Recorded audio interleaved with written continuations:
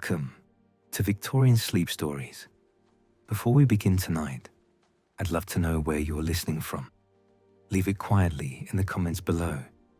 Now, set aside whatever the day has brought you. Let your shoulders soften. Close your eyes.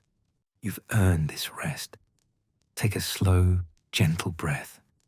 Let my voice carry you somewhere peaceful, somewhere still. A world of warm fireplaces, quiet evenings, and stories told in unhurried time. We begin now. Sleep is on its way. The letter had arrived on a Tuesday, which Eleanor Marsh had always considered the most unremarkable day of the week. And perhaps that was fitting, because at first she had read it twice without truly understanding what it meant. Her aunt's solicitor, a Mr. Graves of Harrogate, had written in a careful, unhurried hand, and the words were simple enough. Miss Ruth Marsh had passed peacefully in her sleep on the 14th of October, and she had left her entire estate, comprising one stone cottage and one tea shop at number 4, Thornwick Lane, Thornwick Village, Yorkshire, to her granddaughter, Eleanor Marsh, formerly of Camden, London. Formerly of Camden. Eleanor had smiled faintly at that. She supposed she was formerly of Camden. She was formerly of a great many things. Now, 3 weeks later, she sat in the second carriage of the northbound train, her face turned toward the window, watching England change around her. London had given way to Hertfordshire, then to the rolling, open country of the Midlands, and now, as the afternoon stretched long and amber across the land, Yorkshire was beginning, really beginning, in the way it only could if you had never seen it before. The hills arrived gradually, as if they did not want to startle anyone. First a gentle swelling of the fields, then stone walls appearing where there had been hedgerows, then the valleys deepening on either side of the track, and the light doing something altogether different from what it did in the city.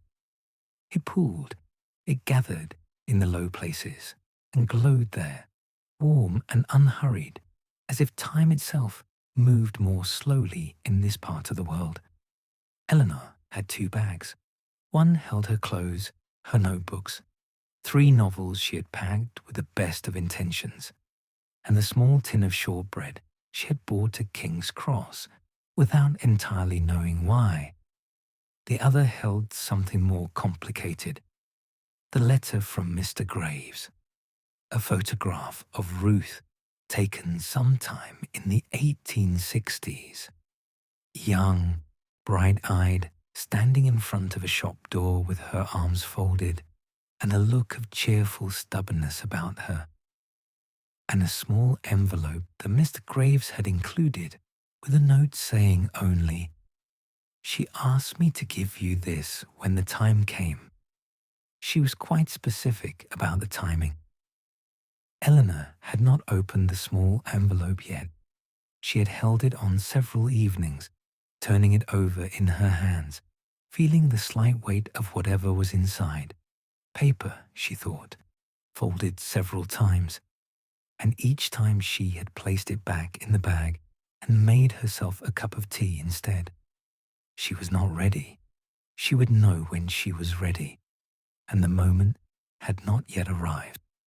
Outside the window, a village passed, just a glimpse of grey stone, a church spire, smoke rising straight and slow from a cluster of chimneys.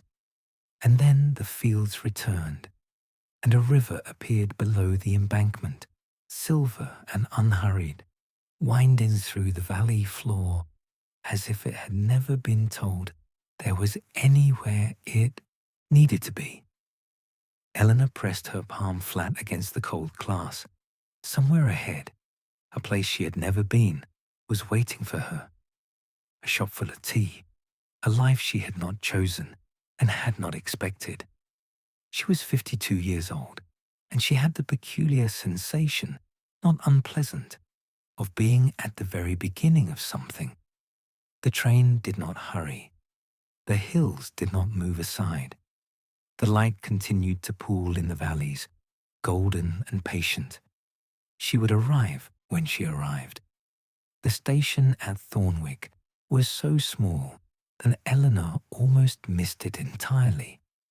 There was no announcement, no porter appearing at the carriage door, and the platform, if it could properly be called that, was nothing more than a raised strip of stone, barely long enough to accommodate 2 carriages.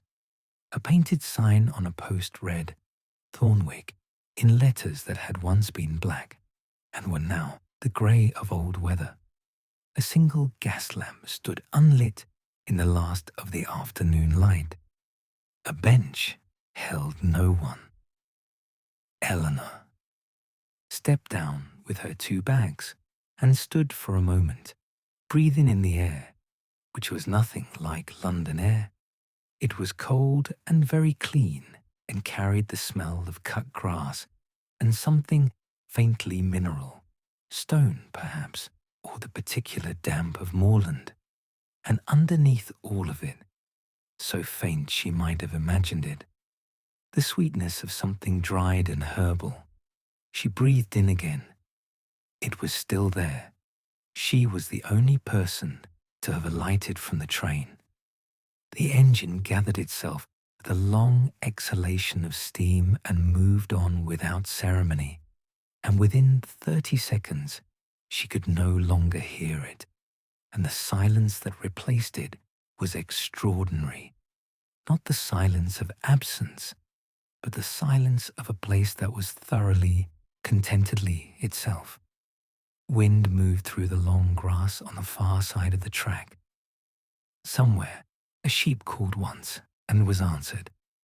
The gas lamp gave a soft click and came to life, amber and warm, casting a small circle of light around the bench and the sign and Eleanor's 2 bags, which stood at her feet like faithful dogs. There was no one to meet her. She had not expected anyone. Mr. Graves had sent a map, hand-drawn on good paper, with the route from the station to the village marked in blue ink. She unfolded it now and studied it in the lamplight. The village was a quarter-mile walk along a lane that ran east from the station, through a field gate, past a farm and its outbuildings, and then into Thornwick Lane itself, which curved gently around to the village green, a quarter mile. She picked up her bags and set off. The lane was narrower than she had expected, bounded on both sides by dry stone walls of the particular Yorkshire kind, dark, mossy, fitted together without mortar, as solid as the land itself. The evening sky above her was a deep and luminous blue, the last colour draining slowly from the west, and the first stars were appearing with a tentative quality of things not yet certain. They were welcome. Bats crossed the lane in swift, erratic arcs. The grass at the wall tops moved in the breeze with a sound like breathing. Eleanor walked slowly. She was not a woman who rushed. She had learned, in the years since her husband died and her teaching post had ended, and the world had reduced itself to the width of a Camden flat, that slow and deliberate attention was the nearest thing to peace she had found. One thing at a time, one step at a time. Here, the smell of the lane. Here, the bats. Here, the warm yellow lights appearing ahead as the lane curved. The first cottages of Thornwick coming into view, stone and solid and lit from within. She paused at the field gate and looked.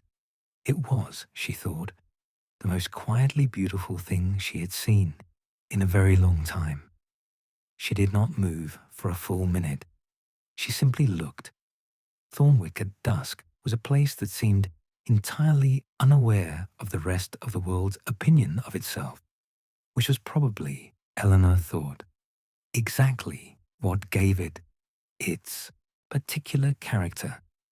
The village green was not large, perhaps 30 paces across, and the chestnut tree at its center was old enough to have witnessed several generations of everything. Its roots had long since lifted the paving stones around it into a gentle upheaval that nobody had thought to repair, not because they lacked the means, but because the paving stones in their lifted, imperfect state seemed natural, and the tree seemed to prefer it that way. Around the green stood perhaps a dozen buildings, a public house with a swinging sign, the Shepherd's Rest, from which came the low murmur of voices and the smell of coal smoke and something being cooked with rosemary.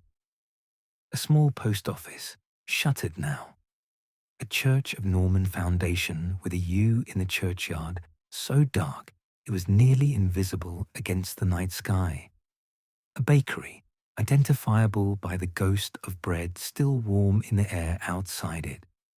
And on the far side of the green, just where Mr. Graves's map had promised, a narrow building of the same grey Yorkshire stone as everything else, with a single bow window that glowed with a light so warm and amber it looked from across the green like a small, domesticated version of the setting sun. Number 4, Thornwick Lane, the Marsh Tea Shop. Eleanor stood at the edge of the green and looked at it for a long time. She was aware of being looked at in return, though not directly. A curtain moved in the cottage adjacent, and a man coming out of the Shepherd's Rest paused on the step and watched her for a moment before disappearing back inside. Small villages noticed strangers.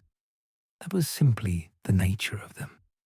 The shop window held a display she could see, even from across the green. A collection of small glass jars arranged on a deep windowsill, each one catching the interior light and turning it different colors: amber, pale gold, deep brown, the greenish tint of dried mint. Between the jars, someone, Ruth, she supposed, on her last day of arranging things, had placed a small card on which was written, in handwriting, Eleanor recognized instantly from 30 years of birthday letters, the words, "Welcome, whatever brought you here." Eleanor felt the breath go out of her. She stood very still on the edge of the green, in the cooling evening air, with the chestnut tree behind her and the lamplight of the village in front of her, and she felt something loosen in her chest that she had not known was tight. She crossed the green slowly, her bags bumping against her knees. She found the key in the envelope Mr. Graves had sent, large and iron and slightly rusty at the bow, and she put it in the lock of the dark green door, and she turned it, and the door opened with the long, unhurried groan of a door that has been still for a little while, but is not in the least unwilling to move again. She stepped inside.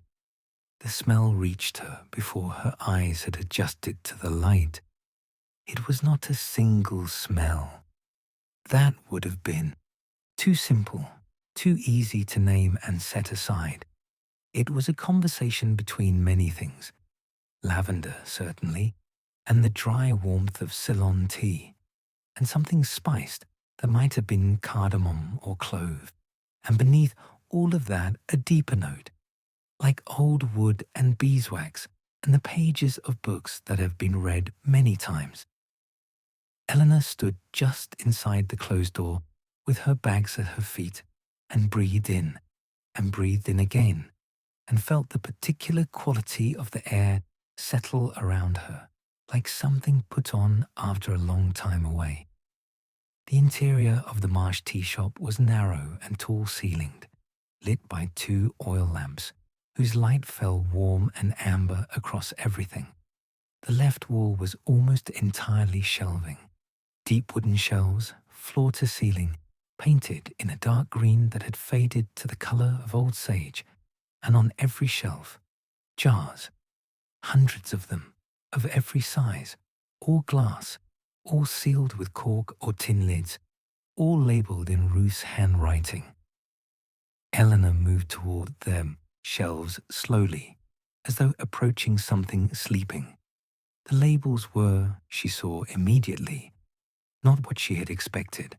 She had imagined something practical: English breakfast, Darjeeling, Earl Grey.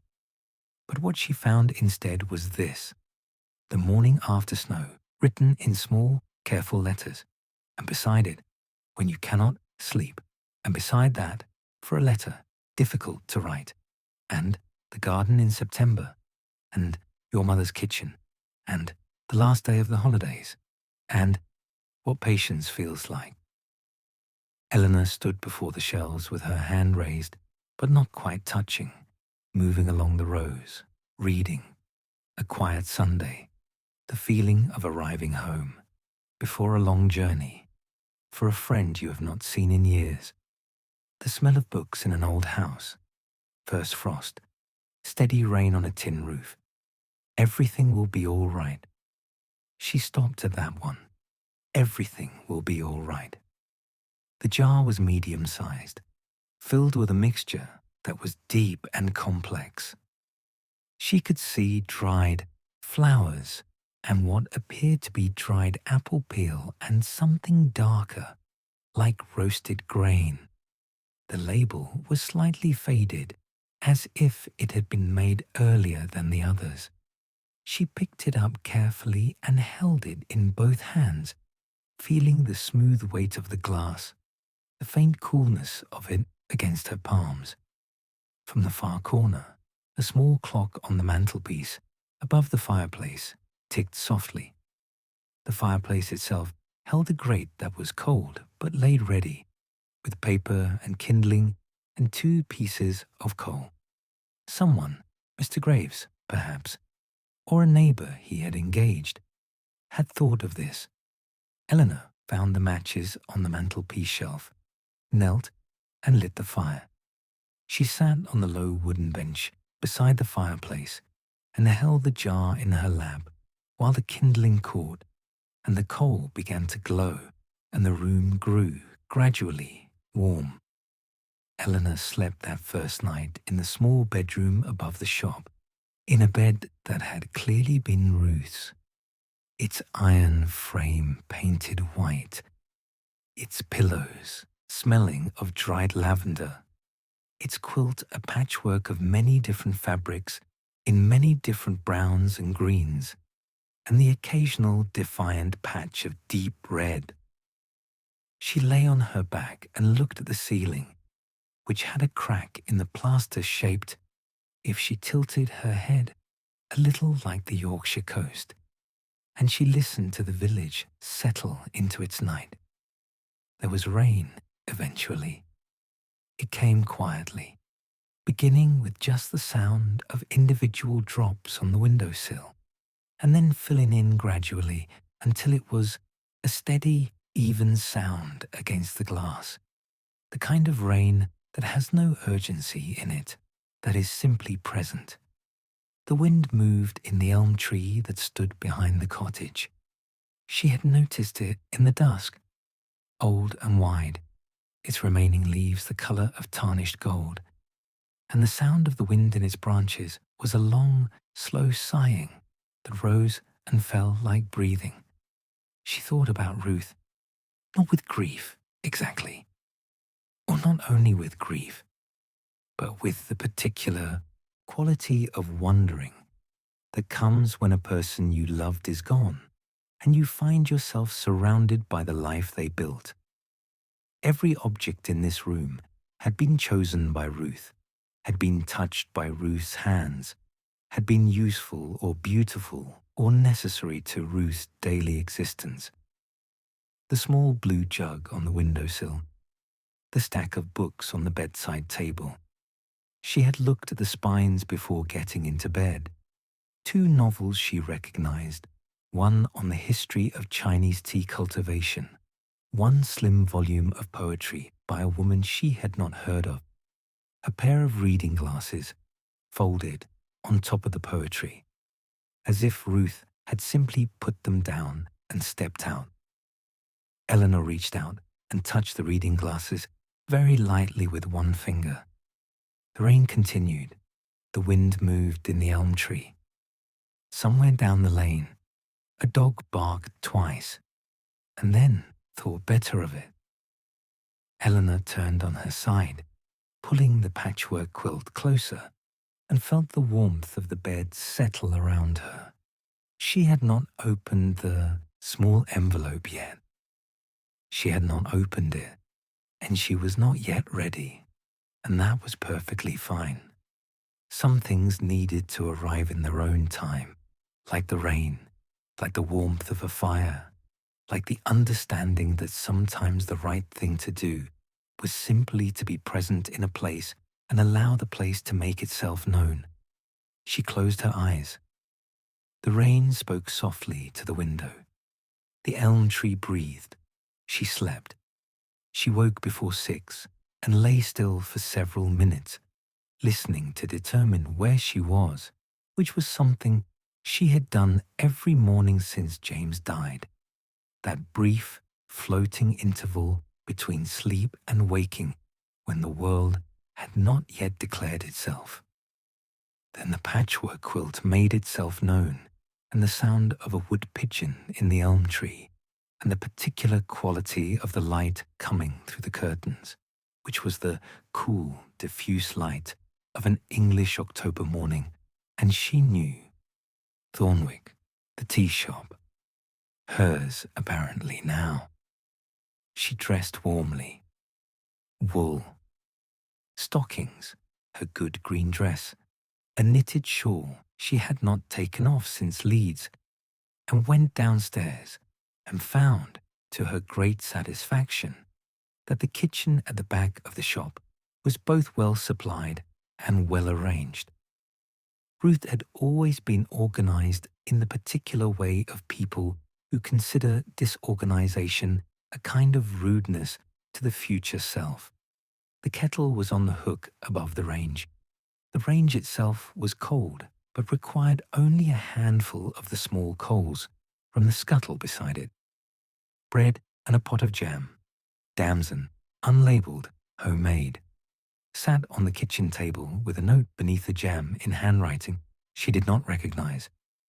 From Ada Pendleton, next door, but one. Welcome to Thornwick. Come over when you like. Eleanor smiled. She lit the range. She put the kettle on. While she waited, she opened the back door. The back garden was small and south-facing, enclosed by the same dry stone walls as the lane, and it was. She stood in the doorway and breathed it in. Wonderful. Not because it was tidy, because it was not. It was the opposite of tidy. It was a garden that had been deeply loved and allowed to follow its own inclinations to a significant degree. Raised beds ran along both sides, planted with what she recognized as dried lavender, chamomile, mint. Several varieties, she thought, given the different leaf shapes. Lemon balm, and several things she could not immediately name. Bundles of dried herbs hung from a wooden frame along the south wall. A cold frame covered what appeared to be seedlings, with a patience that would carry them through winter. And in the center of it all, a single wooden chair, weathered grey, positioned to catch the most sun, with a cushion so faded she could no longer tell what color it had originally been. Eleanor stepped out in her shawl and stood in the October air, which was sharp and cold and smelled of the garden. She turned her face up. The sky was very pale blue, and a thin mist was lifting off the hills above the village, and the morning was very quiet. The kettle began to sing distantly in the kitchen.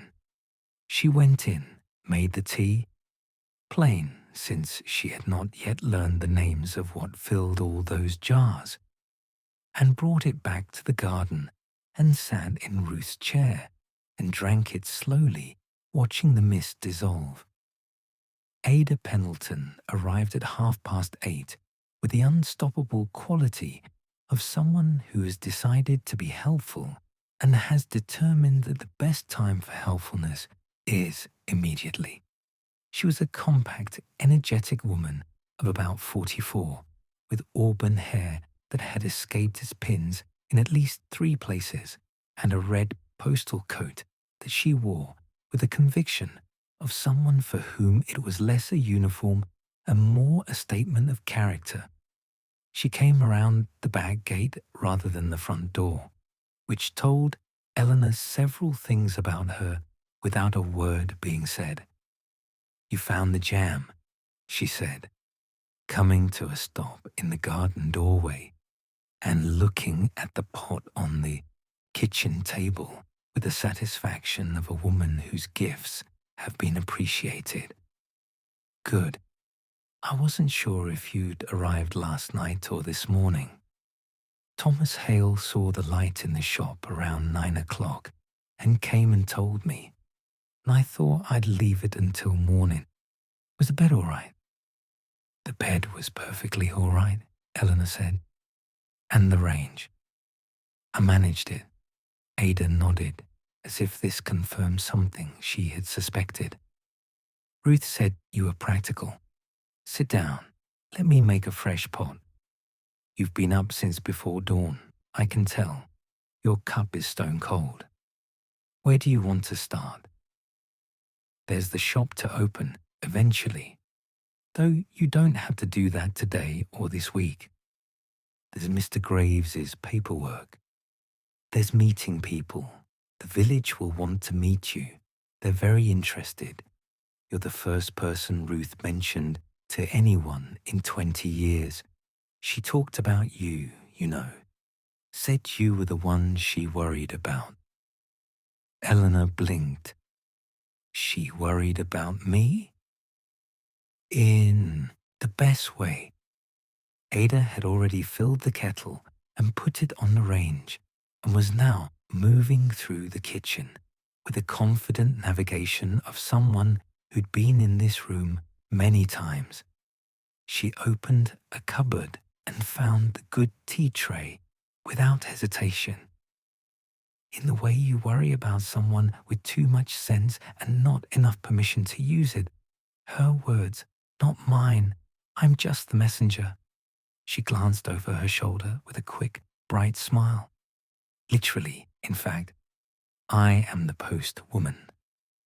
Eleanor found herself laughing, a real laugh, not the polite approximation she had offered to most people for the past several years. It surprised her. She sat down at the kitchen table, and Ada sat opposite her, and the kettle came quickly to the boil, and the second cup of tea of the morning was made, and outside the garden held its October stillness, and inside something began, quietly, to change. After Ada left, reluctantly, as she was due at the post office by 9, but with the firm promise of returning that afternoon, Eleanor sat alone at the kitchen table with a third cup of tea and Ruth's notebook, which she had found the previous evening in the drawer of the small desk in the shop's back corner, and which she had been carrying with her, unopened, in the pocket of her shawl since this morning. It was a brown leather notebook, well worn, its cover soft from years of handling, its corners slightly curled. The clasp was a simple one, a leather loop over a bone button, and Eleanor unfastened it and opened the cover. Inside, in Ruth's handwriting, a handwriting she had loved since childhood, large and slanted and full of confidence and the occasional entirely unnecessary flourish on capital letters, was written, "For Eleanor, who I have been waiting to meet properly for a very long time. These are not recipes. Not exactly. They are conversations I began with this village and with the people in it. Over 40 years. You'll find, if you pay attention, that each blend knows what it's for better than I do. I just mix the ingredients. The intention was already there, in the leaves. The rules are simple. Mix nothing in anger. Measure nothing in haste. Taste everything before you offer it to anyone. And if someone doesn't want what you've made, don't insist. Start with the garden after rain. It is the most forgiving blend I know. Eleanor turned the pages slowly. The notebook was full, every page covered in Ruth's handwriting, the recipes interspersed with observations, with small watercolor sketches of herbs and flowers, with notes about customers. Thomas Hale takes his tea very strong, no milk, no sugar. But ask him if he'd like a piece of the shortbread, and he'll always say yes, though he pretends to think about it. And the children from the school come on Fridays. Make extra of the apple and cinnamon. It's the one that says safe to them, I think. The smell of it through the door is enough. And Reverend Birch has been coming every Tuesday for 31 years. He never asks for anything specific. Just sits. Give him whatever feels right. He's had every blend I've made and never once said the wrong thing about any of them.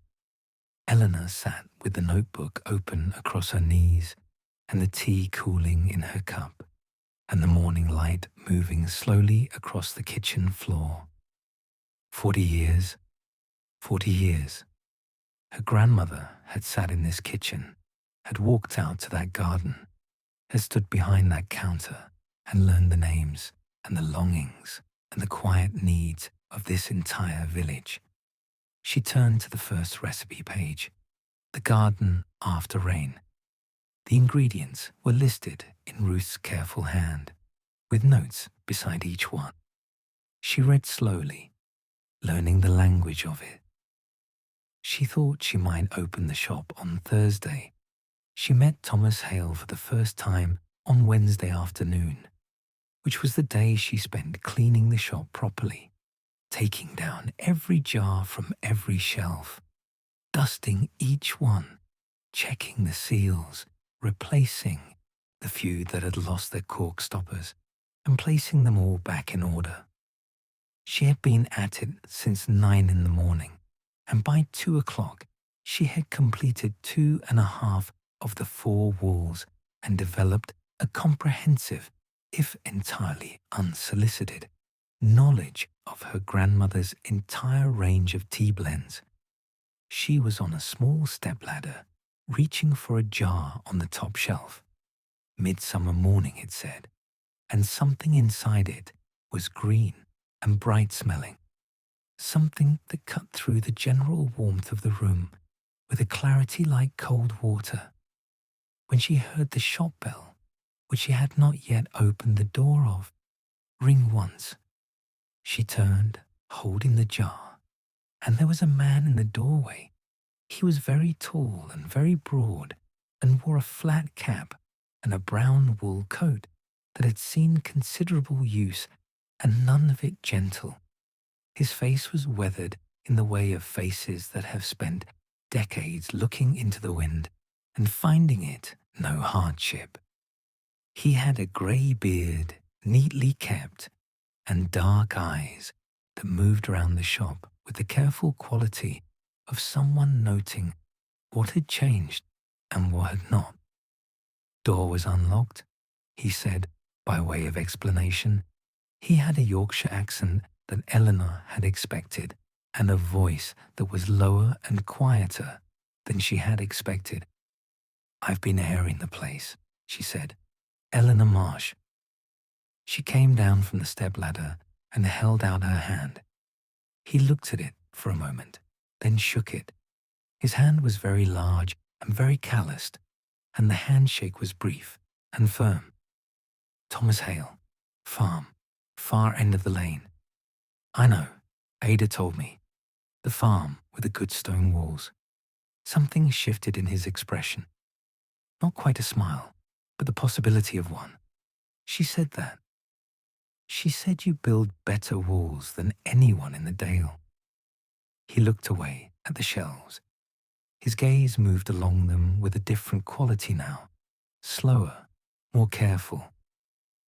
Eleanor let the silence sit because it was not an uncomfortable silence. It was the silence of someone deciding something. She always made me something, he said at last, still looking at the shelves. Miss Ruth, when I came in after the hard days, something to take home. He turned and looked at Eleanor directly. She ever tell you which one? Not specifically, but I'm learning the notebook. Eleanor looked at the shelves herself. After a moment, she stepped forward and reached for a jar near the middle of the third shelf. 2 chairs by the fire, said the label in Ruth's hand. She held it out to him. This one, I think. He looked at the label for a long time. Then he took the jar from her hands. Aye, he said, that's the one. That evening, when the shop was tidied and the last jar was back in its place, and the late October dusk was settling over the village, Eleanor sat at the small table by the window and made herself a proper cup from the shop for the first time. She had chosen the garden after rain, as Ruth had instructed. She had read the recipe 3 times. The blend was built on a base of green tea from Darjeeling, light with a faintly grassy quality of first flush leaves, to which Ruth had added dried chamomile flowers, a small quantity of dried rose petals from the back garden. The note in the margin specified only from the old rose, the dark pink one against the east wall, a pinch of dried lemon verbena, and what the recipe described simply as a small quantity of the wet earth from beneath the herb beds, dried and powdered fine. Eleanor had stared at that last ingredient for some time before deciding to trust it. She brought the water to just below the boil, as Ruth specified. She measured the blend into Ruth's brown teapot, 3 heaped teaspoons for 1 cup, which seemed generous, but the note said, this blend does not benefit from economy. She poured the water. She placed the lid on the pot. She set the small sand timer that lived on the shelf above the kitchen range. 4 minutes. No more, no less. She sat down and watched the timer. The shop was very quiet. Outside the window, the village green was empty in the dusk, the chestnut tree standing in its lamplight, a light rain beginning to mist the glass. Inside, the oil lamp on the table cast a steady, warm light, and the smell of the steeping tea rose around her, green and floral, and underneath it something deeper, something that was not quite any single ingredient, but was all of them together, and something else beside. She thought of gardens. She thought of the particular silence after rain when the world is clean and new, and very still. The sand ran out. She poured. The cup was pale gold. She wrapped her hands around it and felt the warmth travel through her palms. And she brought it to her lips and drank slowly, not tasting so much as receiving, the way you receive a piece of music that you have never heard before, but that seems to contain something you have always known. She sat for a long time after the cup was empty, her hands still wrapped around the warm ceramic, looking out at the rainy dark. She felt, for the first time in longer than she could clearly remember, entirely at rest. Eleanor had slept well again, which was its own kind of wonder. She had been a poor sleeper for years, lying awake at 2 in the morning, doing the quiet, circular mathematics of worry. But here, in the room above the shop, with the elm tree and the October rain and the patchwork quilt, sleep came like a tide and took her completely.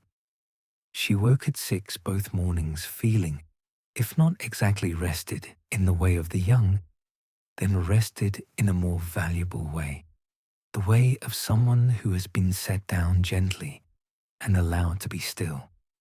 Thursday arrived bright and cold, with a frost that had whitened the rooftops and the tops of the stone walls and the grass on the village green, and made everything look as though it had been drawn in detail with a very fine pen. Eleanor stood at the kitchen window while the range heated the kettle and looked at it all. The white rooftops, the pale sky, the clear, sharp line of the hills above the village, and felt something that it took her a moment to identify, because it had been so long. Anticipation. She had anticipated nothing for a very long time. She had moved through days that were adequately filled and largely painless, but anticipation was a different thing. It required a future that held something worth moving toward, and she had not, until this week, had a clear sense of what that might be. She unlocked the front door of the shop at 9 o'clock precisely, turned the small wooden sign from closed to open.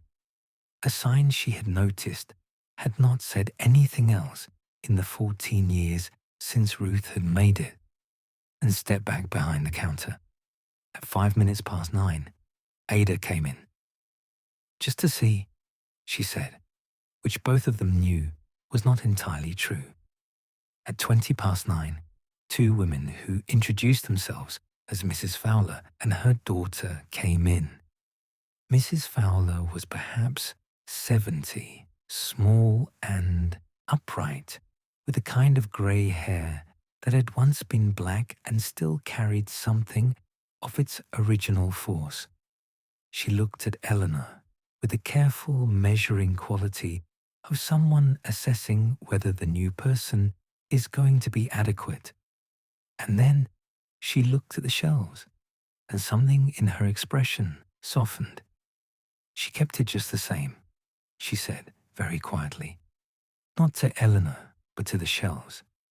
She bought a jar of Sunday morning, no rush, and a small packet of what Ruth had called a plain good assam for when you don't need anything in particular. By 11 o'clock, 7 more people had come in.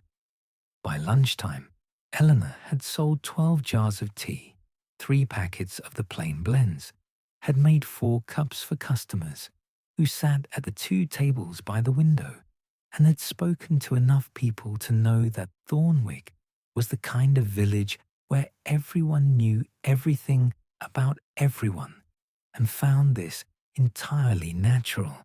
She had also been told twice that she looked like Ruth around the eyes, which, she found, was the nicest thing anyone had said to her in years. Reverend Callum Birch came in on the following Tuesday, as Ada had told her he always would, at 2:30, which was after his afternoon visiting and before his evening prayers, and which represented, as far as Eleanor could tell from the evidence in Ruth's notebook, the best part of 30 years of unbroken Tuesday afternoon tea. He was a tall man, still, though slightly stooped now. 77, Ada had said, though he carried it without apparent concern, with white hair and deep-set eyes of a grey-blue colour, and a careful, unhurried way of moving through the world that Eleanor recognized as the movement of someone who has decided, consciously or not, that rushing is a form of inattention. He wore his black coat and his clerical collar, and carried a walking cane he clearly did not particularly need, the way some people carry umbrellas, not against the rain, but as a way of being comfortable in their hands. He sat at the corner table, the table furthest from the window and nearest the fireplace, and he set his hat on the chair beside him, and he folded his hands on the table, and he looked at Eleanor with the attentive, non-intrusive quality of someone who is waiting without pressure. Eleanor brought him a cup. She had spent some time that morning considering what Ruth had meant by "give him whatever feels right," and had eventually decided that this was not instructions about intuition so much as about attention, that if you paid proper attention to a person, you would know what they needed without their having to tell you. So she had stood in front of the shelves for a full 3 minutes looking at the jars, and she had come away with a quiet Sunday. He held the cup with both hands, as she did, and breathed in the steam for a moment before drinking. Then he said, "You're Ruth." Not a question. Her granddaughter. He nodded slowly. She talked about you, not often, but with a great deal of care. He looked into his cup. She said you had the quality of a person who listens well. She considered that a rarer gift than most people recognize. He looked up and met her eyes. She was right. Eleanor had nothing to say to this, and so said nothing, which she had learned was, in many cases, the correct response. He drank his tea. She sat across the table from him. The fire settled. The village moved on outside in its quiet afternoon way. They did not speak again for quite some time, and it was entirely pleasant. On Friday evening, when the shop was closed and the village had grown quiet and the last light was fading from the hills above Thornwick, Eleanor sat at the kitchen table with Ruth's notebook and a cup of tea. She was working her way through the blends systematically, one new one each evening, which felt like the right pace, and read. She had reached the section of the notebook that Ruth had titled, in her large handwriting, "Notes on what people really ask for," which was different, Ruth had written in the introduction, from what they say they want. What they say, "I'll have whatever's nice." What they mean, "I need something that doesn't require anything from me today." What they say, "Something warming." What they mean, "I have been very cold in a way that has nothing to do with the weather." What they say, "Ruth's special blend, the one you made last time." What they mean, "I would like to feel the way I felt the last time I was here." Eleanor read this passage several times. She read it as a teacher. She had taught secondary school for 26 years, English and sometimes history, and recognized in it the same principle she had tried to teach her students about reading. The text is never only the text. What is said is only ever the surface of a thing. Beneath it runs everything the speaker has not found words for, or has found words for, but is not yet willing to say. Ruth had understood this. Ruth had built an entire profession around it. She turned the pages. There were notes on individual villagers, written with great kindness and without a syllable of unkindness. Ruth had apparently not been a person given to private unkindness, which Eleanor thought was a more significant character achievement than most people recognized. There were notes on the seasons and how they affected what people needed. Autumn always brings the people who are carrying something that summer gave them no time to set down. Let them set it down here. And January is the loneliest month. Make the fire bigger than you need to in January and leave the door open a little longer. There were notes on the blends themselves, amendments, refinements, substitutions when certain herbs were unavailable, thoughts on how a blend that worked in summer did not always work in winter and why. And interspersed among all of it, in no particular order, were sentences that were nothing to do with tea at all. The point of this shop is not the tea, and what people take away when they leave is not what they came in for. This is the whole point. And on the last page, she read that night, "Eleanor, if you're reading this in order, you're doing it too slowly. Skip to the middle. That's where I kept the things I most wanted you to find."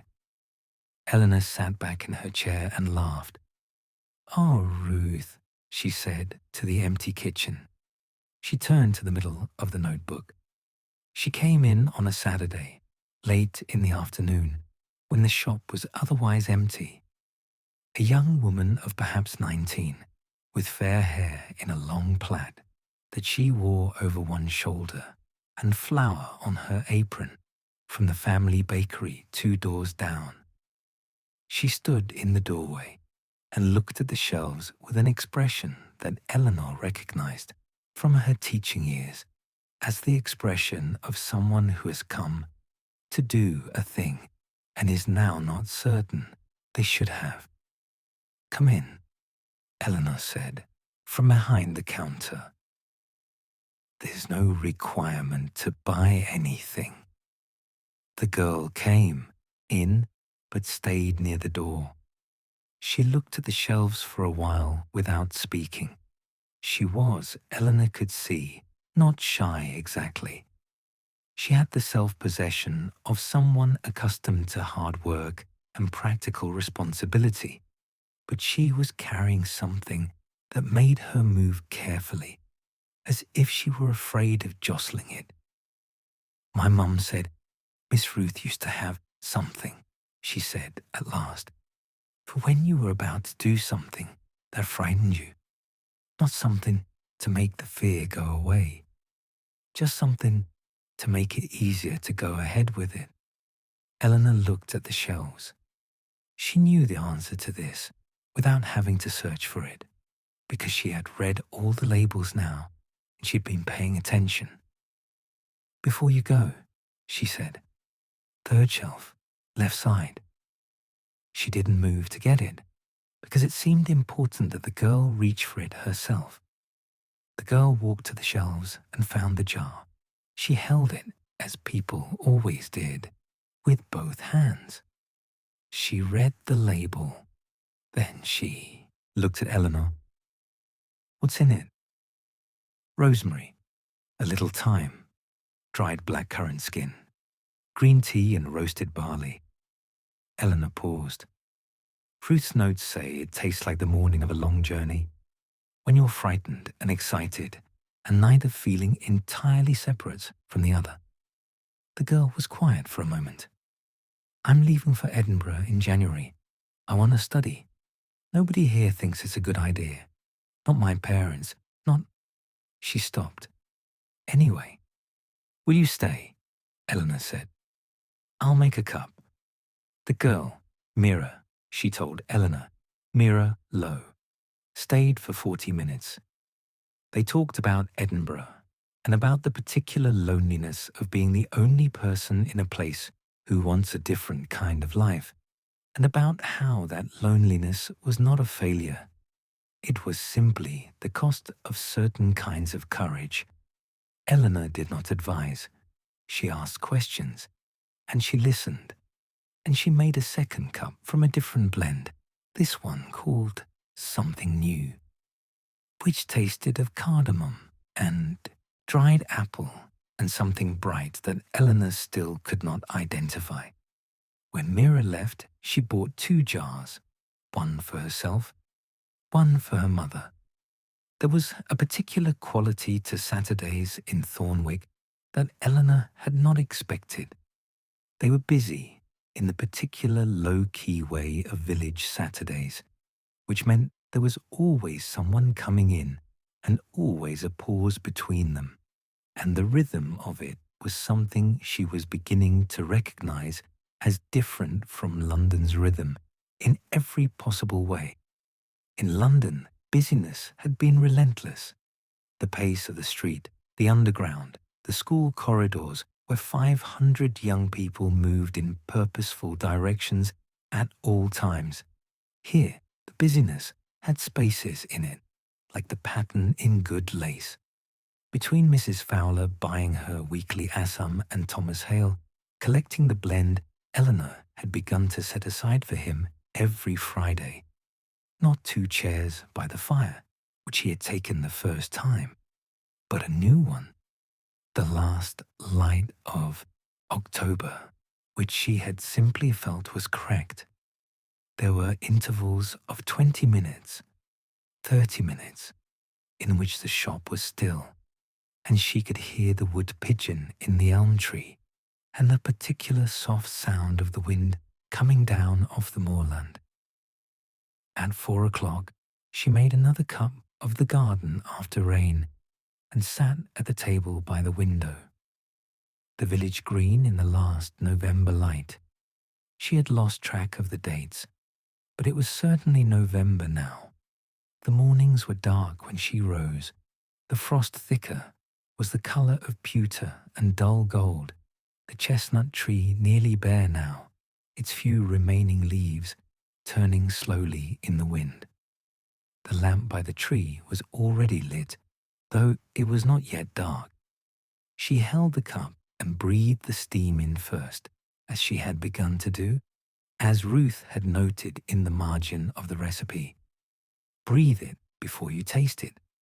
The intention is in the scent as much as the flavour. The smell was complex and settled, green and floral, and under it the deepness of earth, real earth, the kind that has been worked and rested and worked again. She thought about Ruth. She thought about what it meant to spend 40 years in one place, to learn the texture of a community so thoroughly that you knew what each person needed before they said it. She thought about her own 26 years at the school in Camden, whether she had known her students that way, the quieter ones especially, the ones who carried things in silence. And she thought she had sometimes, not always, but sometimes. She thought the shop might be teaching her to do it more often. The tea cooled around her hands. The lamp on the green made a soft star in the dark window. She was beginning to think she might stay. Thomas Hale came back on a Tuesday, not his usual day. He was particular about his days, Ada had told her, had been particular about them for as long as anyone could remember. And he came not to buy tea, but to bring a crate of last season apples from his farm, which he set on the kitchen table without being invited, and stood back and looked at, as if assessing whether they would do. "I'd have brought them sooner," he said. "But the last 2 weeks, the picking was bad. These are the russets. They'll last a while if you keep them cool. Miss Ruth always made something with them. I don't know what." Eleanor looked in the notebook that evening and found the entry immediately. Thomas Hale brings russet apples every November, without fail, without being asked, and without making it into anything. Use them in the autumn warmth blend, dried apple peel, and in the kitchen. He'll have some of whatever you make without being asked for his opinion and not volunteering it. She made apple cake that evening, using a recipe from the tin box on the kitchen shelf above the range, which held, she had discovered, 20 years of handwritten recipes on folded cards and the occasional scrap of brown paper. The kitchen filled with the smell of warm, apple and cinnamon and brown sugar, and she left the back door ajar because the evening was not too cold, and the smell, she felt, deserved to go further than just the kitchen. The next morning, at 8 o'clock, before the shop opened, there was a knock at the back gate. It was Thomas. He held his flat cap in his hands. "Smelled it," he said, "from the lane. Would you like a piece?" He considered this for an appropriate length of time. "Aye," he said, "if it's no trouble." He sat at the kitchen table and ate 2 pieces of apple cake with a cup of the 2 chairs by the fire blend. She had not offered it. She had simply made it. And he did not say much, but the quality of his silence was different from the first time she had met him. The first time, it had been watchful. Now it was simply comfortable, the silence of someone who has decided they are in the right place and has nothing to prove about it. He left with a piece, wrapped in cloth, for his supper. Eleanor stood at the kitchen window and watched him go up the lane, his broad shoulders set against the November morning, his flat cap back on, and thought about what Ruth had written in the notebook. The apples are his way of saying he is glad you are here. She had not believed it entirely at the time. She believed it now. Ada Pendleton had a habit of stopping by on Wednesday evenings after her rounds were done and her coat was off, and she was, as she put it, officially finished with being useful to anyone other than herself. She would knock at the back gate and come in and put the kettle on before Eleanor had a chance to do it herself, and they would sit at the kitchen table and talk until 8 o'clock, sometimes later, and Eleanor had come to recognize these evenings as one of the most reliable pleasures of her week. Ada talked with the generous, unself-conscious fluency of someone who has spent years listening to other people's concerns and has a great deal of her own to offer when given the opportunity. She talked about the village, its history, its opinions, its habits, its occasional stubborn wrong-headedness, and about her own life, which had been eventful in the particular way of small-town lives, a marriage that had not worked but that she and her former husband had ended with dignity and occasional friendliness, 2 daughters both now in Leeds, a mother in the cottage at the top of the lane, who was 91 and still sharper than most people half her age. She talked about Ruth, not sadly, but fully, in the way of someone who had loved a person and was glad to talk about them. She told Eleanor things that filled in the spaces between the notebook entries. Ruth's characteristic cheerfulness on cold mornings, Ruth's absolute refusal to gossip.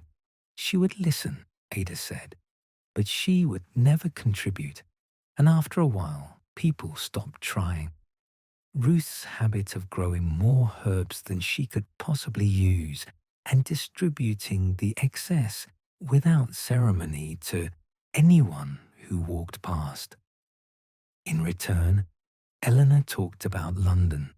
She talked about the school and about the particular satisfaction of watching a student find the thing they were good at, and the particular frustration of being unable to help the ones who needed help but had not yet learned how to receive it. She talked about James briefly, in the way she had learned to, acknowledging his presence in her past without requiring his presence in every conversation. One Wednesday, Ada said, "You're going to stay, aren't you?" Again, not a question. Eleanor poured the tea. Outside, the November wind moved in the elm tree. The range ticked warmly. "Yes," she said, "I think I am." Mrs. Fowler came in every Saturday, regular as the week itself. and bought her assam, and occasionally, when something in her bearing signaled that the week had been harder than usual, she sat at the window table and allowed herself to be made a cup of something else. She was not the sort of woman who asked for things. Eleanor had learned this quickly. She was the sort of woman who had spent 70 years managing well and had acquired, through this management, a kind of dignity that she wore like good wool, warmth without ostentation. One Saturday in early December, she came in, and she was not quite herself. Eleanor noticed it in the way she set her bag on the counter, which was heavier than usual, and in the way her eyes went to the shelves rather than to Eleanor's face, which was her habit when she was looking for something she could not quite name. Eleanor did not ask what was wrong. She made the assam first, because that was the order of things, and then she made a second cup from a blend she had mixed herself. Her first completely original blend, in fact, made the previous week from a combination of Ruth's notes and her own tentative instincts. She had not yet named it. She set it before Mrs. Fowler without explanation. Mrs. Fowler held it, breathed the steam, drank slowly. She was quiet for a long time. "This is new," she said at last. "My first attempt. What's in it?" "Lapsang souchong, but very lightly smoked, just enough for warmth without overwhelm. Dried rosehip, a little dried orange peel from the tree Ada's and Mother keeps. Dry blackberry leaf." She paused, and something Ruth had in a jar labelled only as patience, which turned out to be very finely dried oat straw. I thought it was interesting. Mrs. Fowler was quiet again. Then she said, "It tastes like the end of something difficult." Eleanor nodded. "That's what I hoped." Mrs. Fowler finished the cup without speaking. When she stood to go, she picked up her bag and held it for a moment, then said quietly, "My sister died on Thursday, in Edinburgh. We hadn't spoken in 6 years." She said it not as a confession, but as a fact she had been carrying and had decided to set down, at least momentarily, at this table. "I'm very sorry," Eleanor said. Mrs. Fowler nodded, once briskly, the way she received things. "What will you call it?" Eleanor considered. "I think," she said slowly, "I'll call it After All." December came to the garden with a different quality than October or November had managed. October had been brisk and copper-coloured, full of last efforts at beauty. The rose against the east wall giving its final, slightly desperate flowers, the mint still pungent if you brushed it with your hand. November had stripped things back methodically, the way a practical person clears a table after the guests have left. But December settled in with the quiet authority of something that intended to stay for a while and was comfortable with that intention. Eleanor kept going to the garden every morning, even when it was cold enough to see her breath, even when the frost made the flagstones slippery and the herbs were reduced to their woody stalks and the raised beds were covered in the straw she had mulched them with one dry November afternoon following instructions from Ruth's notebook. She went because the morning needed marking, and because the garden was the clearest place she knew to mark it, and because the cold itself was, she had found, good for a certain quality of thinking, the kind that is not about reaching conclusions, but about simply allowing what is present to be present, without demanding it become something else. She had planted the bulbs. Ruth's notebook had a whole page about this, dense with instruction and enthusiasm. December bulbs are an act of faith that does not require belief. You put them in knowing spring will come, not because you can prove it from where you're standing, but because it always has. This is worth doing. Repeat every year. Eleanor had bought tulip and narcissus bulbs from the market in Harrogate on a Thursday when she drove with Ada to collect supplies. She had planted them according to Ruth's specifications, which were detailed and slightly eccentric. Certain varieties had to be planted at particular depths.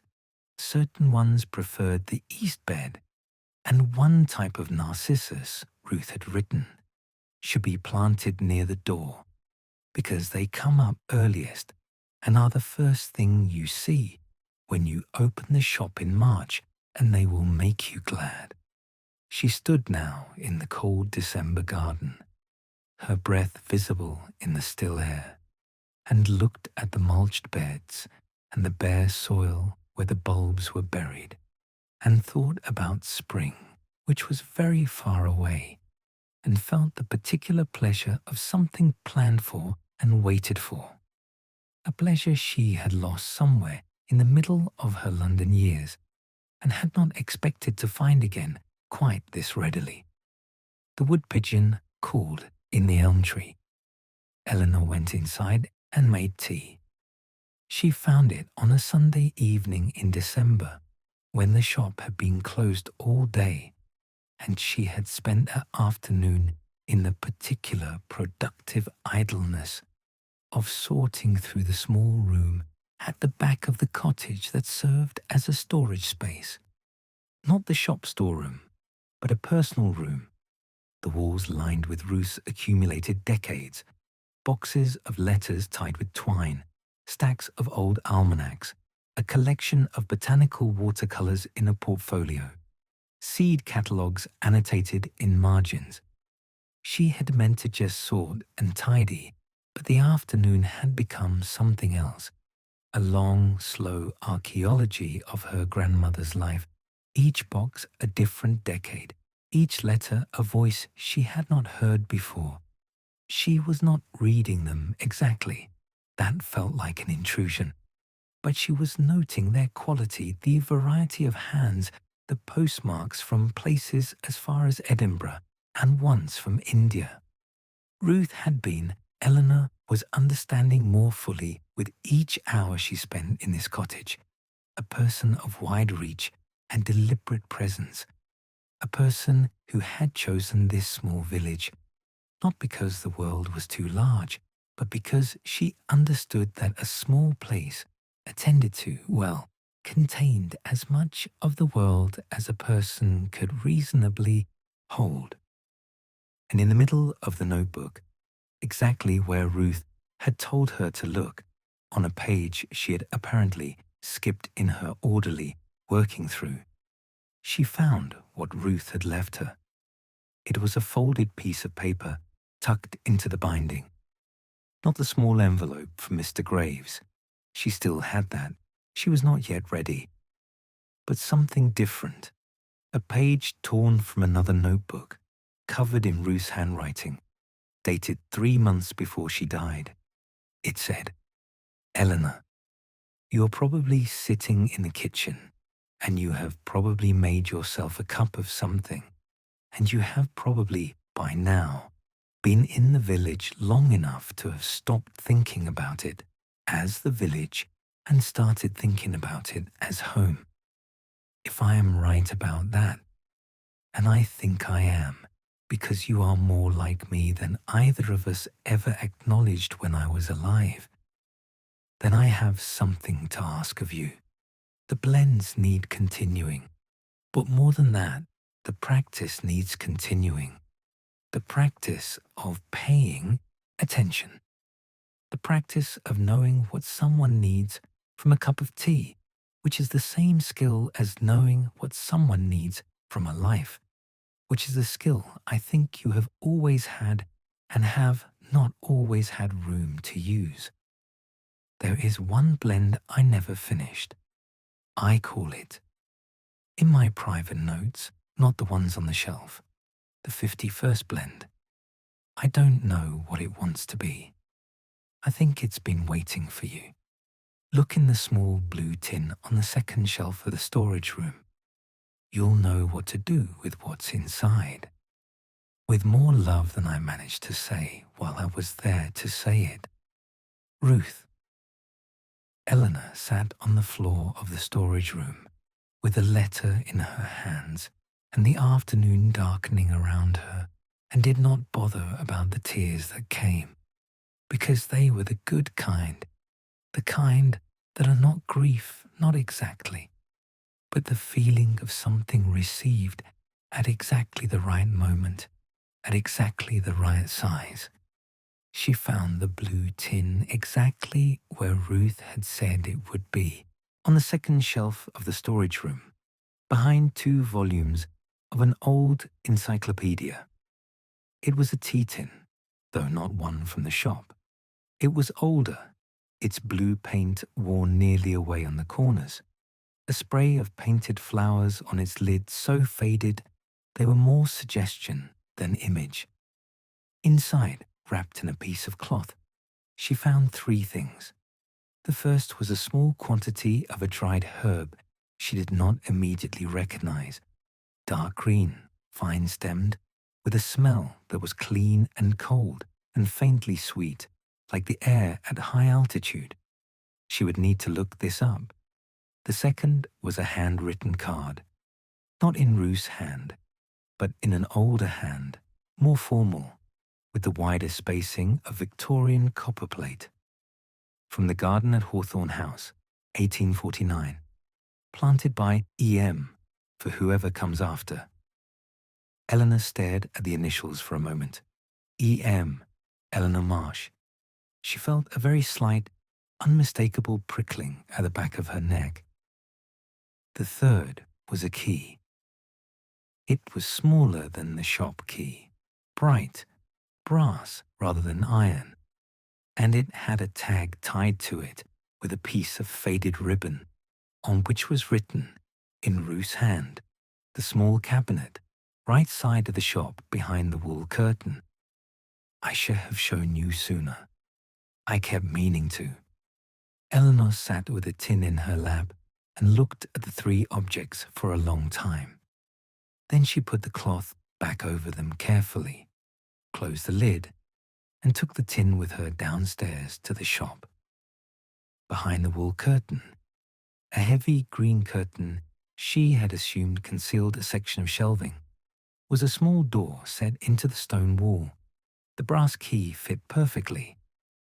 The cabinet inside was shallow, lined in cedar wood, and held a single shelf, and on the shelf was a row of very small glass vials, each sealed with wax, each labelled in a different hand, each hand different from the last.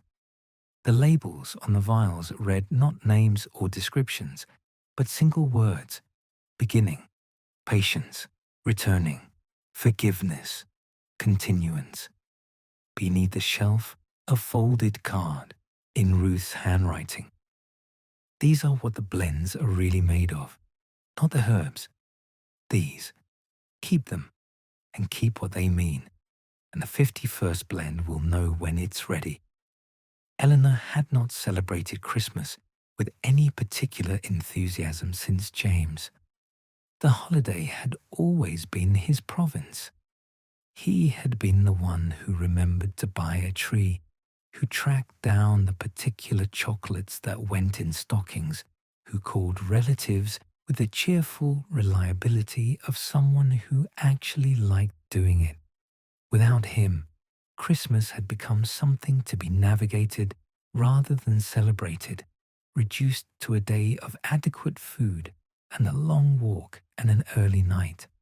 Thornwick, she discovered, did not leave room for this approach.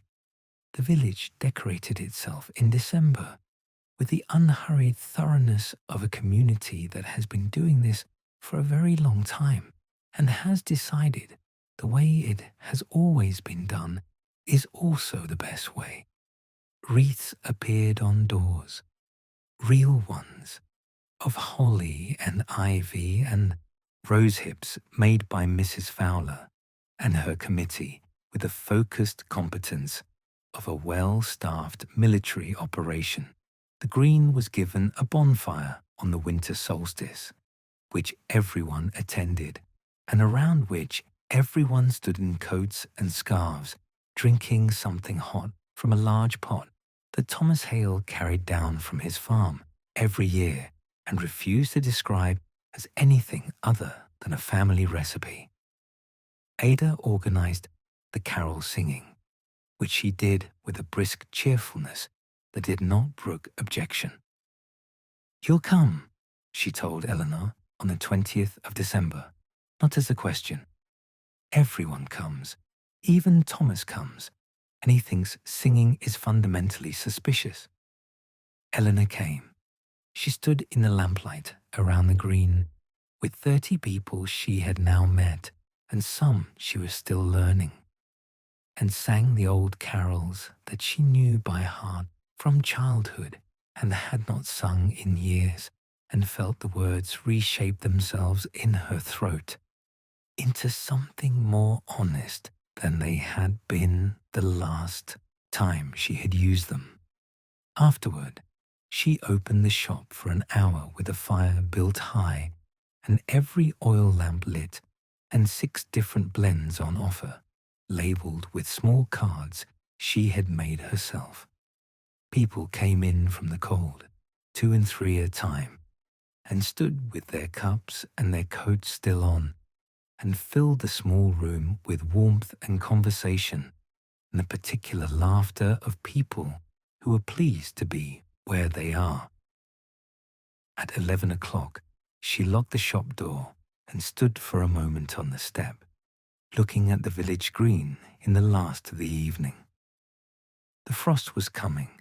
The stars were very sharp. She had not spent Christmas here since she was 7 years old. She had the feeling, which she had learned by now to trust, that she would not leave again. January arrived, as it always does in Yorkshire, without ceremony, without apology, and with a determination to be itself rather than a continuation of what came before.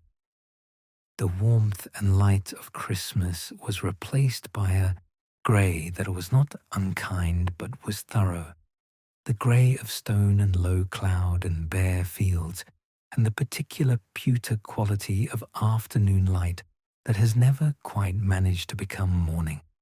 Eleanor found she liked it. She had not expected to. In London, she had endured January. Here she found she had the material for a different relationship with it. The shop was quieter, fewer people in winter, some people she had not seen since autumn, the village pulling inward in the way of all northern places when the cold comes. But those who came seemed to come with more intention, as if the cold required you to mean what you were doing, and the cups of tea they drank seemed to warm them in ways that the summer cups had not needed to bother with. She worked on the 51st blend, not urgently. She had learned from Ruth's notebook that urgency was the enemy of good tea, that a blend attempted in haste produced something that was technically correct and entirely inadequate. But steadily, the way you might work on a piece of music you are learning by heart, a little every morning, usually before the shop opened, at the kitchen table with the notebook and the blue tin beside her, and a cup of something else to compare against. She had identified the unfamiliar herb from the tin. It was sweet woodruff, dried, rare in cultivation, but occasionally found in old gardens. The card in Ruth's hand had confirmed this when she looked it up in one of the botanical volumes on the shelf. For the blend that needs to feel like coming home, Ruth had written. In a separate note she found tucked in the encyclopedia beside the entry. Sweet woodruff carries the scent of new mown hay and vanilla, but only fully releases when dried. Like many things, it takes time to become what it is. Eleanor dried a small additional quantity of the woodruff from the tin. She experimented with proportions. She made cups she did not think were right and drank them thoughtfully, and took notes in the margins of Ruth's notebook using a different color ink, so they were clearly hers. She was not in a hurry. The January days passed, grey and still, and entirely their own kind of beautiful.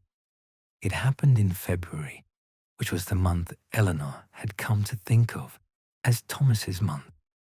He came more often in February than at any other time, always in the morning, always before the other customers arrived, and she had the impression that this was how he preferred it, that the shop in its quiet pre-opening state was the place and the time he was most willing to say things. He told her on a February morning, when the wind was coming strongly off the moor and rattling the shop window, about Ruth, about his mother. First, she had been Thomas's mother's closest friend. Ruth had, from the time they were girls, and the friendship had lasted longer than Thomas's mother's life, which was not a long one. And about how after his mother was gone, Ruth had simply continued, being present, stopping in the way she stopped for everyone, making the particular cup she made for him, listening. She never tried to make it better, Thomas said, which was the longest sentence Eleanor had heard him produce. He was looking at the table, not at her. She just let it be what it was and sat with it alongside you. I don't think most people know how to do that. Eleanor thought of the notebook. What they need is not comfort. Comfort implies the difficult thing should not have happened. What they need is company. She taught me a lot, Eleanor said, without being here to do it. Thomas looked up at her briefly, with the dark eyes that said rather more than the voice. Then he looked back at his cup. After a moment he said, "What is this one?" "I called it February Morning," she said. "Though it's not finished yet. This is the third version." He drank it slowly and said nothing for a while. Then, "The first version was too sharp. The second was closer. This one." He stopped. "This one what?" "This one tastes like something you didn't know you'd been waiting for."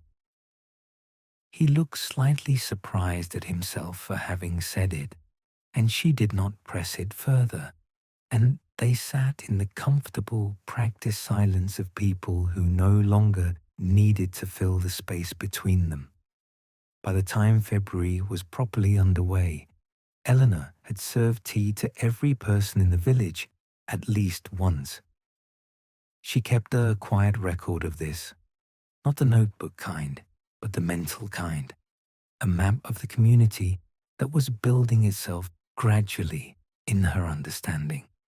She knew now that Mrs. Fowler played chess by herself on Sunday evenings, and that the ritual had begun because her husband, 20 years dead, had been her chess partner, and she had refused to stop. She knew that Ada's mother, 91 and perfectly alert, had grown up in this village and had never once left it, and considered this not a limitation, but a thorough commitment. She knew that the young couple in the cottage on the north side of the green had married 3 years ago and were trying quietly and with considerable courage to have a child, and that the wife, a small, dark-haired woman called Frances, came in every Thursday for a cup of the garden after rain and stayed until she was ready to go back into her own life, with what Eleanor could only describe as renewed stores of gentleness toward it She knew that the postman who covered the Western Road, a man of 60 called Gerald, had been writing a novel for 11 years and had never shown it to anyone, and that he came in on Tuesdays with a plain Assam, and occasionally, when he thought no one was looking, traced the labels on the tea jars with one finger as if committing them to memory. She knew that Mira Lowe, who was still in the village through the winter, Edinburgh in January, she had said, came in twice a week and was getting ready. Eleanor could see it in the way she stood now, differently than in autumn, with a quality of intention that had consolidated from anxiety into something more like direction. She made each of them what they needed. She got it wrong sometimes. She noted this honestly in the notebook, and on those occasions she said so and tried again, and no one seemed to mind because the try-in was visible, and because the shop she was understanding more clearly each week was not a place where perfection was the point. The point was the attention.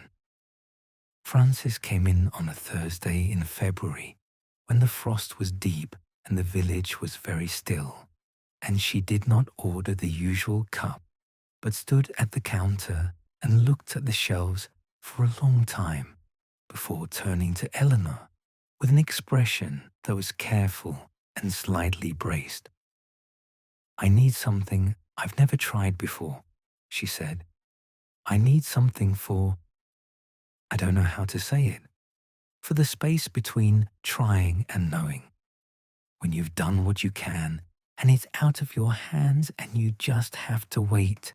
And the waiting is the hardest part because you want so much and you can't do anything more about it."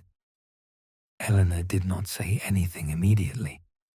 She had the strong sense that this was a moment that required the same quality of respect as Thomas's silences.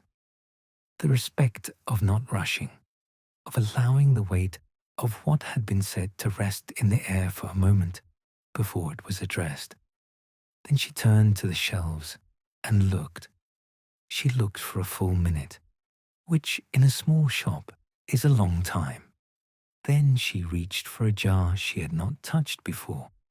It was near the top of the far right shelves, one of the oldest ones, the label slightly yellowed. "Patient waiting," it said, in Ruth's hand, but the date beneath it was earlier than most of the others. She took it down and brought it to the counter. "Ruth made this," she said. "I haven't offered it before, because I wasn't sure when it was right to. I think it might be right now." She made the cup carefully, following Ruth's precise instructions in the notebook. The blend was delicate, white tea, very lightly processed, with dried jasmine and what Ruth had described as a very small amount of dried cherry blossom, the kind that has already done its blooming and is at rest. The cup, when it came, was pale and fragrant and very soft. Frances held it in both hands and said nothing. She drank slowly. She stayed for an hour. She did not explain more than she had said at the counter, and Eleanor did not ask. Or when she left, she held Eleanor's hand for a moment at the door, very briefly, and said, "Thank you." 3 weeks later, she came back beaming. Eleanor had the tea ready before she reached the counter, something new, and they both already knew what it was for. Eleanor had now made the 51st blend 7 times in 7 different configurations, and she had noted each one carefully in the notebook and described what it lacked or offered, and she was close now. She could feel the proximity of the right thing the way you feel the proximity of an answer you have been working toward over a long period of time, the quality of it as something about to arrive.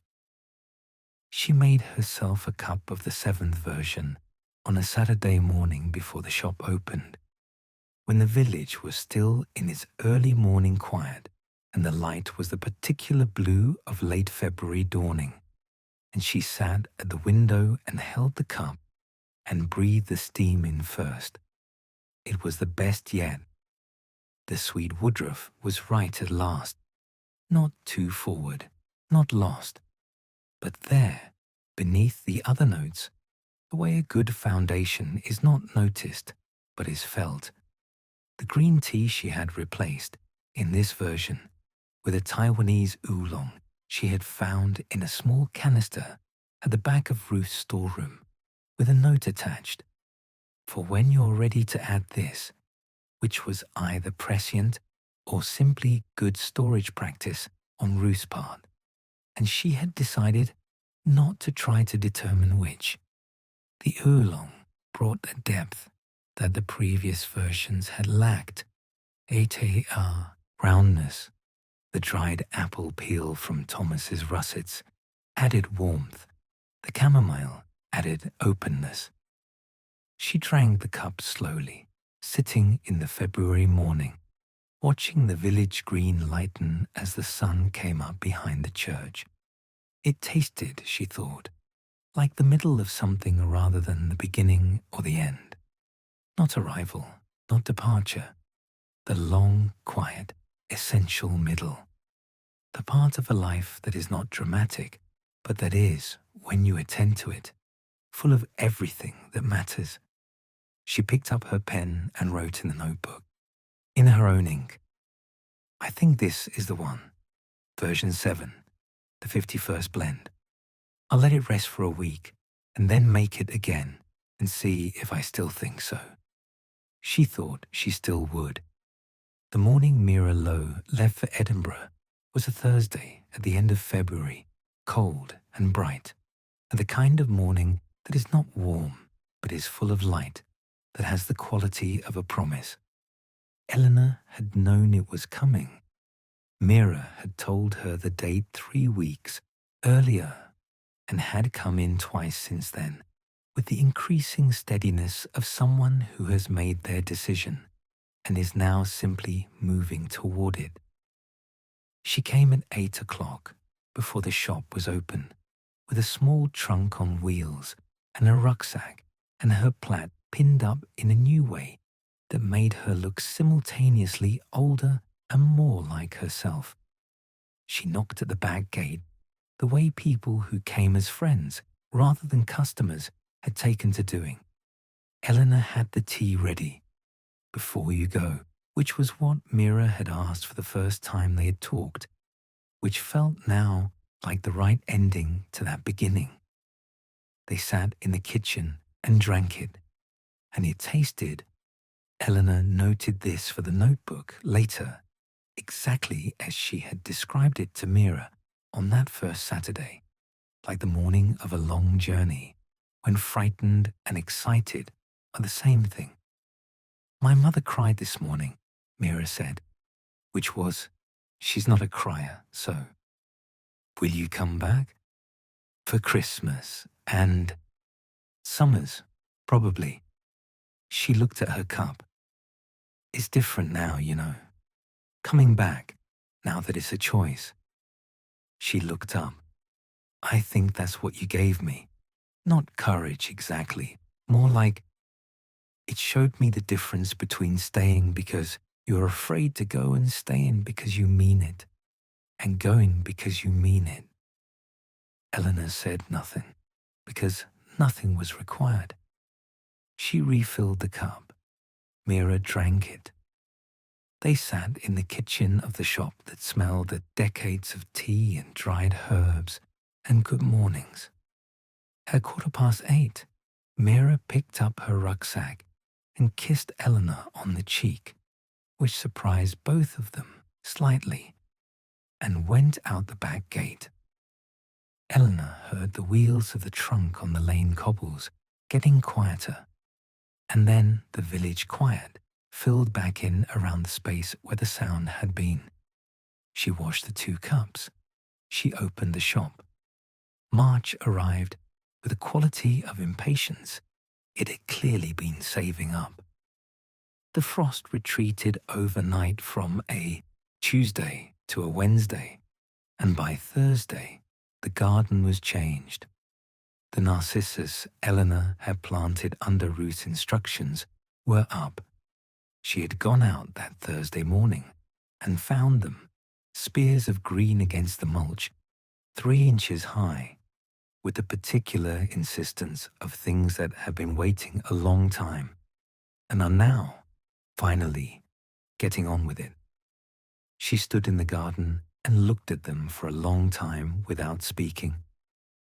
The morning was still cool, but the cold had changed its character. It was the cold of early rather than late, of something beginning rather than enduring. The sky above the stone walls was a blue she had not seen since October, and there was a smell in the air that was indefinable, the smell of the ground deciding to be warm again, to start moving the things it had been holding still. She went in and made tea, not for herself, not yet, but for the opening of the shop. And while she waited for the water to heat, she looked at the narcissus through the kitchen window and thought simply of Ruth, of the deliberateness of planting something you will not see bloom, of the trust that the ground will hold it, that the cold will not be final, that the person who comes after will open the back door one March morning and find it waiting. Reverend Birch came in at his usual Tuesday time, and she told him about the narcissus, and he nodded and said, she planted new bulbs every October without fail for 40 years. I asked her once why she bothered, given she had a full garden, and she said, because someone should. He paused. She was talking about more than the bulbs. I know, Eleanor said.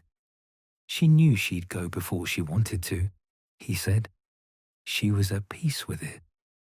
What she was not at peace with was leaving things she hadn't passed on. You were the thing she hadn't passed on. Eleanor held her cup in both hands. Outside, through the window, the March morning was bright and mild, and the narcissus were green. She passed it on, Eleanor said. On the first Saturday of March, she made it again, version 8, though it was the same as version 7, because she had decided it was right, and this was simply the confirmation, the way you read a sentence aloud to make sure it sounds the way you intended before you commit it to the final page. The morning was everything the 51st blend needed. Sunlight coming through the shop window, cold and clean. The shop empty and quiet before opening time. The narcissus in the garden just visible through the kitchen doorway. Yellow now, 3 of them open. She had spent an hour in the garden at dawn, and she had brought in a single stem and put it in a small glass of water on the kitchen table. She measured carefully. Green oolong, loose leaf, 4 grams. Sweet woodruff, dried, 1 gram. Chamomile flowers, 3. Dried apple peel, a small curl. A tiny scraping of dried vanilla pod, her own addition, not in Ruth's notes. Something she had tried in version 6 on instinct and had not removed since. And from the blue tin, the last ingredient, a small amount of the sweet woodruff from the original packet, the herb that carried EM's initial 1849. Not enough to change the taste, enough to mean something. The water at just below the boil. 5 minutes, she had decided. This blend needed 5. She set the timer. She sat down. She looked at the narcissus in the glass. She thought about Thornwick and about all the people she had made tea for and what they had needed and what they had found. She thought about Ruth, who had spent 40 years attending to this place, and about the unnamed E.M., who had planted something in 1849 that had survived to this morning. She thought about what it meant to receive something and to continue it, and how that was different from simply keeping it the same. How continuation was not preservation, but a kind of faithful development, a choosing to tend. The timer ran. She poured. The cup was golden and clear and smelled of the garden and the morning and something deeper that she did not try to name. She drank. It was right. She sat very still for a moment, receiving it, the way you receive something you have been waiting for with patience and without knowing exactly what you were waiting for. She picked up her pen. She wrote the recipe on a clean page of the notebook, neatly, with a new heading, The 51st Blend, by Eleanor Marsh, March 1885, and below the recipe, in smaller letters, For whatever you came here for. She put the 51st blend on the shelf on the first Monday of April, in a new jar, slightly larger than most of the others, with a label she had written twice before she was satisfied with the handwriting, and placed it at the end of the second shelf from the top, where the light from the window caught it in the morning. She did not tell anyone what it was. She waited to see if anyone would ask. Thomas Hale came in on his Wednesday and walked along the shelves as he always did now, not buying, but looking, the way a person looks at a familiar room to see what has changed. He stopped at the new jar. He read the label. He did not say anything for a moment. Then, new, she said. He took it from the shelf and held it. He looked at the label, which read, For whatever you came here for, in Eleanor's careful hand. He put it back on the shelf. It's right, that, he said, for this place. Ada's response was more immediate. She came in the next morning and spotted it within 30 seconds and demanded a cup, which Eleanor made with the gratified pleasure of someone who has been waiting to offer something and has finally been asked. Ada drank it without speaking, which was unusual enough to be notable. Then she said, Right, well, this is the one, isn't it? I think so. She would have, yes. Ada didn't finish the sentence. She picked up her cup and looked at it. She would have been so pleased. They sat in the morning shop with the April light coming through the window and the narcissus on the sill.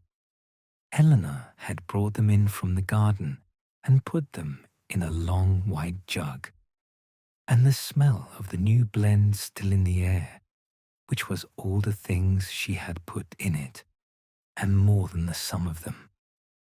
By June, the garden was extraordinary. Eleanor had not planned it to be extraordinary. She had planned to maintain it, to continue what Ruth had begun, to keep the herb beds going and the back wall rows in good order. But the garden, apparently, had decided to express itself. The mint had spread in 3 directions. The chamomile was thick along the south wall, white-flowered and producing more than she could use. So she had taken to drying it in large flat trays in the sunny upstairs bedroom, and the whole cottage smelled of it in the warm evenings, a smell that was not quite floral and not quite medicinal, but somewhere between the two and entirely its own thing. The rose against the east wall, the old one, dark, pink, Ruth's specific rose, was the most extravagant it had apparently been in years, according to Mrs. Fowler, who had been observing it for 30 years and had opinions about its cycles. Eleanor sat in the garden every afternoon between 4 and 5, when the shop had its quietest hour and she could leave it with the door ajar and hear if anyone came in. She sat in Ruth's chair, which was still the best chair, and she did her reading there, the botanical volumes from the storage room, a growing correspondence with a herbalist in Edinburgh that Ada had found through a friend of a friend, seed catalogues for next year, and she drank whatever the afternoon offered.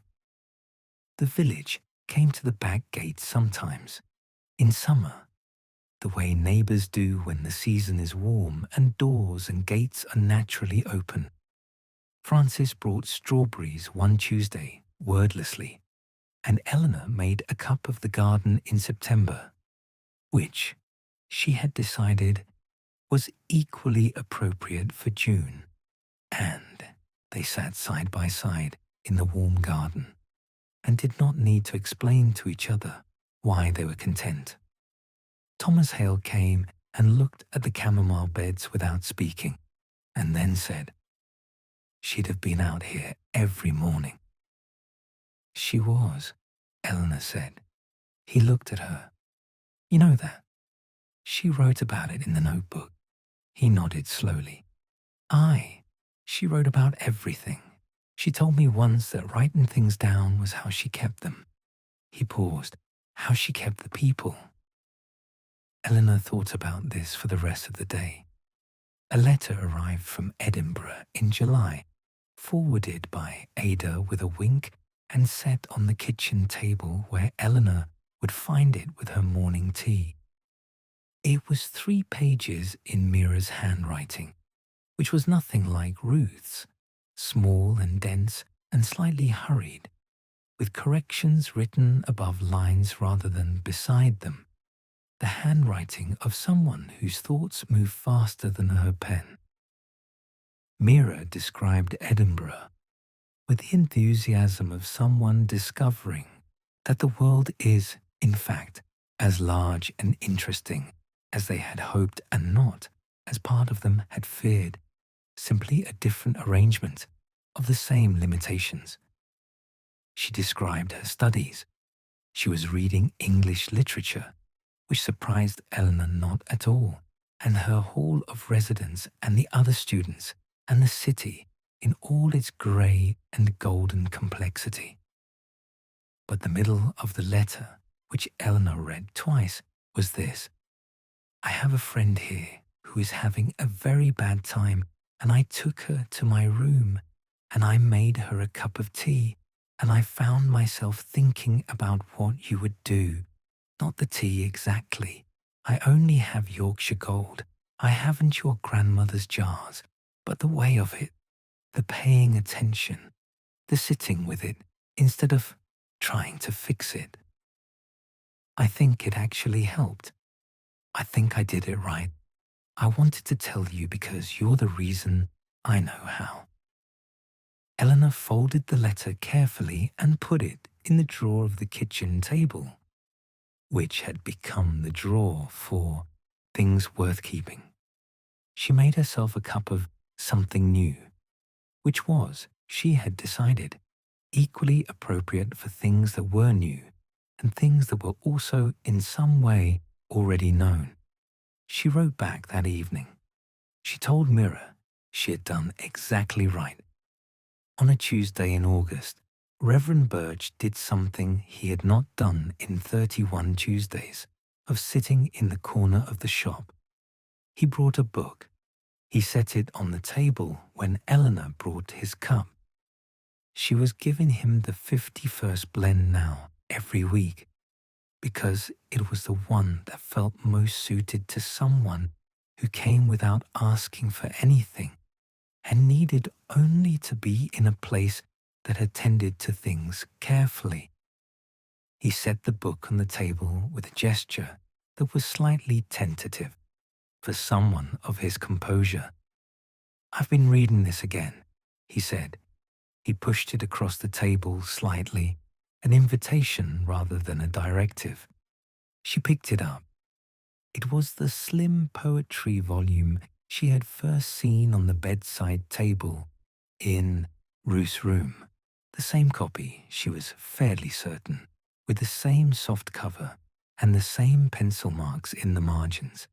The poet's name, Clara Vane. She opened it and read a stanza at random, which was about the way light falls in late afternoon through glass that has been standing for 100 years, acquiring, the poem said, the particular quality of old patience. It was exactly as good as that sounds. She and Ruth were friends, Reverend Birch said. From girlhood. Clara moved away eventually. They wrote for years. Eleanor turned to the front page, an inscription. For Ruth, who taught me that the best things are not said, but offered. C.V. 1858. She died in 1871, he said. Ruth kept the book on the bedside table for the rest of her life. He looked at his cup. I thought you should have it. Eleanor held the book for a moment. Then she stood and carried it to the shop and placed it on the small shelf below the counter where Ruth had kept her favorite things. A smooth piece of moorland stone, a small wooden box, the sandtimer from the kitchen, and it sat there, an addition to the collection of what mattered in this place. She made Reverend Birch a second cup without being asked. He accepted it without surprise. October came again.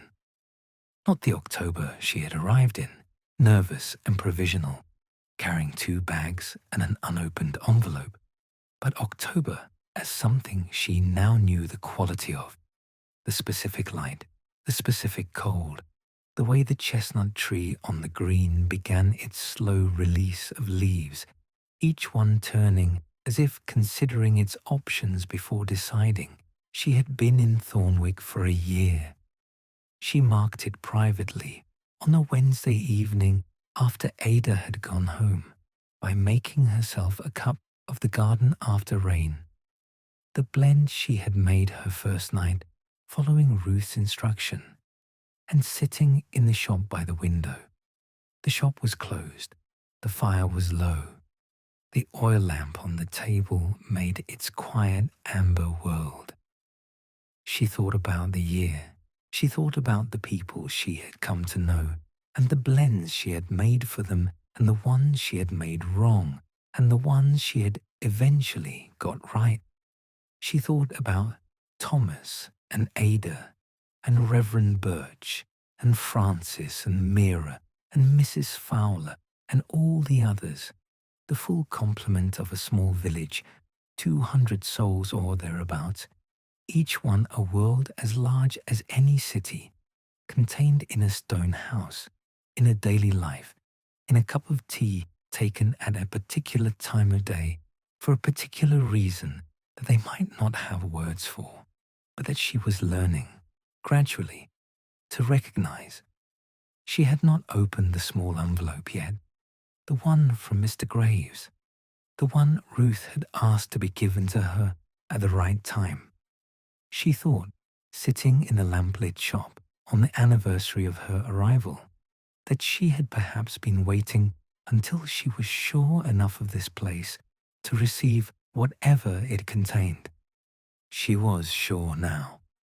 She reached into the pocket of her shawl where she had carried it. These 12 months, without quite acknowledging that she had. She put it on the table. She looked at it. She would open it tonight. Inside the envelope was a single folded piece of paper, and inside the paper was a key. Not the brass key to the small cabinet, which she had found in the blue tin. A different key, smaller, silver, with a delicate bow shaped like a snowdrop. And around the snowdrop bow, tied in a thread so fine she had not noticed it at first, was a small card on which was written, in a hand she did not recognize, and which was very old indeed, copperplate, formal, the handwriting of the previous century. For the one who comes after, with all my faith in the continuation. ECAM. She sat with the key in her palm and read the card 3 times. EM again. Eleanor Marsh. Her own initials. She unfolded the paper. This one was from Ruth, undated, but the handwriting was shakier than the rest, suggesting it had been written toward the end. It said, "The key belongs to the small rosewood box in the blue tin. You've seen the box, but not opened it. I think you were waiting for this. It will tell you what it is when you open it. What it tells you, I think, will explain the initial. I didn't name you Eleanor by accident. She was my grandmother's grandmother, and she made the first tea garden behind this shop in 1849. She believed, as I believe, as I hope you will believe, that some things are not coincidences, but inheritances. Open the box on a quiet evening. Don't rush." Eleanor looked at the small rosewood box she had set aside weeks ago, having noticed it in the blue tin without yet feeling the moment was right. It sat on the mantelpiece above the kitchen range, small and dark, the grain of the wood, the warm red of old polished furniture. She brought it to the table. The silver key fit perfectly. She opened the lid. Inside, on a bed of faded velvet, were 2 things. A dried flower, unidentifiable now, pressed flat, pale brown with age, and a folded card in that same copperplate hand. She opened the card. "To whoever you are, I planted sweet woodruff in the garden in my 81st year, because my grandmother planted it in hers, and because it seemed important to continue the things that asked to be continued. I did not know you, but I knew you would come. Make something good with what I left. That is all inheritance asks.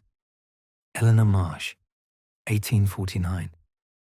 Eleanor sat very still for a long time. Then she looked up at the kitchen window, and beyond it, the October evening sky, and felt the fine, unbreakable thread of it. Not haunting, not mystical, simply the extraordinary, ordinary fact of time and care, and the things that are passed on, hand to hand, through the length of years, to the people who are ready to receive them. The morning after, she walked through Thornwick with new eyes, or rather, with the same eyes she had always had, but a different sense of what she was looking with them at. The village in October was exactly as it had been a year ago when she arrived. The chestnut tree, the frost, the stone walls, the particular quality of the light pooling in the valleys. And also entirely different, because now she knew what she was walking through. Not just a village, a continuance. Mrs. Fowler was sweeping her path when Eleanor passed, and said good morning with her customary exactness. And Eleanor said good morning back and thought, here is someone who has lived in this place for 70 years, who carries the whole weight of its history in her memory, who is herself a part of what this place has accumulated. Thomas Hale, visible at the far end of the lane, checking the top stones of his wall in the early morning way he had, was another decade. Ada, delivering her morning round, with her coat insufficiently buttoned and her hair already half escaped from its pins, was another. Reverend Birch, whose footsteps Eleanor could hear on the gravel path to the church, was 30 years of Tuesday afternoons. She was part of it now, too. This was, she understood, standing in the October lane with the morning cold on her face, what Ruth had been trying to give her. Not just a shop, not just a trade, but a position in something ongoing, a place in a continuance. She went back to the shop and opened it. The narcissus bulbs were in the ground by 10 o'clock. The second Christmas in Thornwick was different from the first in the way that second times always are. Not lesser, but familiar. And familiarity with the right things is a form of richness. She knew now where to stand at the carol, singing for the best acoustics, slightly to the left of the chestnut tree, where the sound bounced off the church wall in a way that made even the less musical voices seem harmonious. She knew that Thomas would arrive at the bonfire carrying his pot of something warm exactly 15 minutes before it started, and would set it on the low wall and ladle cups without looking at anyone, and that everyone would take a cup without making it into anything, and that this was exactly the right arrangement. She knew that Mrs. Fowler's wreath this year would have more rose hips than last year's, because Mrs. Fowler had remarked in October that last year's had not had enough, and Mrs. Fowler's remarks were always, in some sense, plans. She made the 51st blend in large quantities for the Christmas opening, and it was the first time she had offered it broadly rather than as something specifically chosen for a specific person, and she watched how people received it. Mostly, they received it the way you receive something that meets you where you are. A small stillness, a slight settling, and then the conversation continuing, but subtly differently, a little more present than before. Ada, accepting her cup on Christmas Eve after the shop had otherwise closed, said, "Do you know what this tastes like? Tell me." "It tastes like arriving somewhere you've been going without knowing it." Eleanor considered this. Then she nodded. "Yes," she said. "That's exactly what it's for." Frances came in on a February Thursday, carrying a child on her hip. A daughter, 7 months old, dark-haired and watchful in the way of babies who take everything in seriously. She came to the counter and said, without preamble, "She's called Ruth." Eleanor was quiet for a moment. "Does she know that yet?" Frances laughed, a real free laugh, the kind Eleanor had not heard from her in the careful months of the year before. "Not yet, but I think she'll appreciate it." She shifted the baby.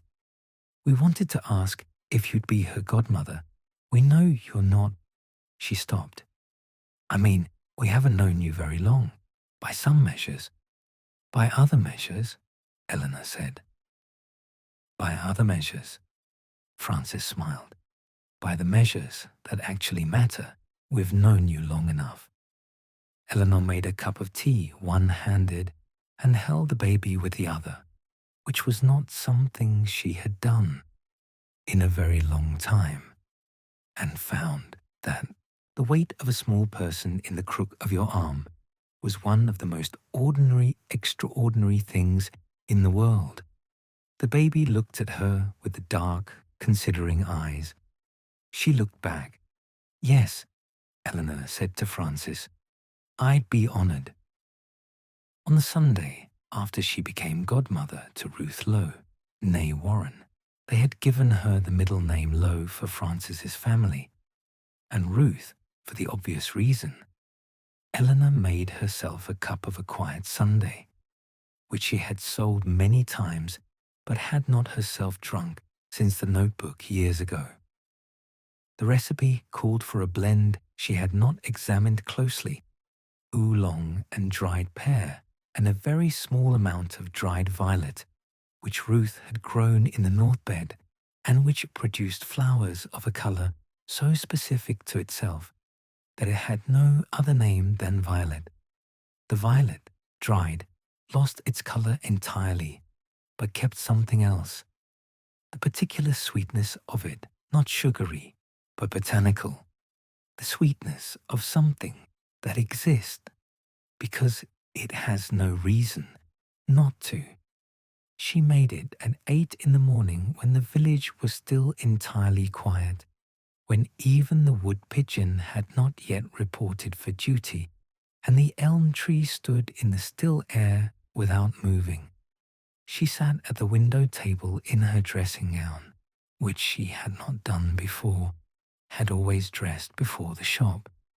But this was Sunday, and the shop was not open, and she felt, for the first time perhaps in her adult life, that the wearing of a dressing gown in the morning was not a failure of discipline, but a form of self-knowledge. The tea was, as the name suggested, quiet. It did not make announcements. It sat in the cup and was itself, and asked nothing. Eleanor sat in the Sunday morning and was herself and asked nothing. The elm tree eventually stirred in a small breeze. The wood pigeon arrived, slightly late, and began. The frost on the windowsill began to melt in the first thin sun. She held the cup and felt very precisely and simply at home. Ada's mother, whose name was Dorothy and who was 92 by the spring of the second full year, came into the shop for the first time in March. She had never come before, Ada told Eleanor. Not in all the years Ruth had run it. Not because she didn't want to, but because Ruth had always gone to her, which was a different arrangement and one that had suited both of them.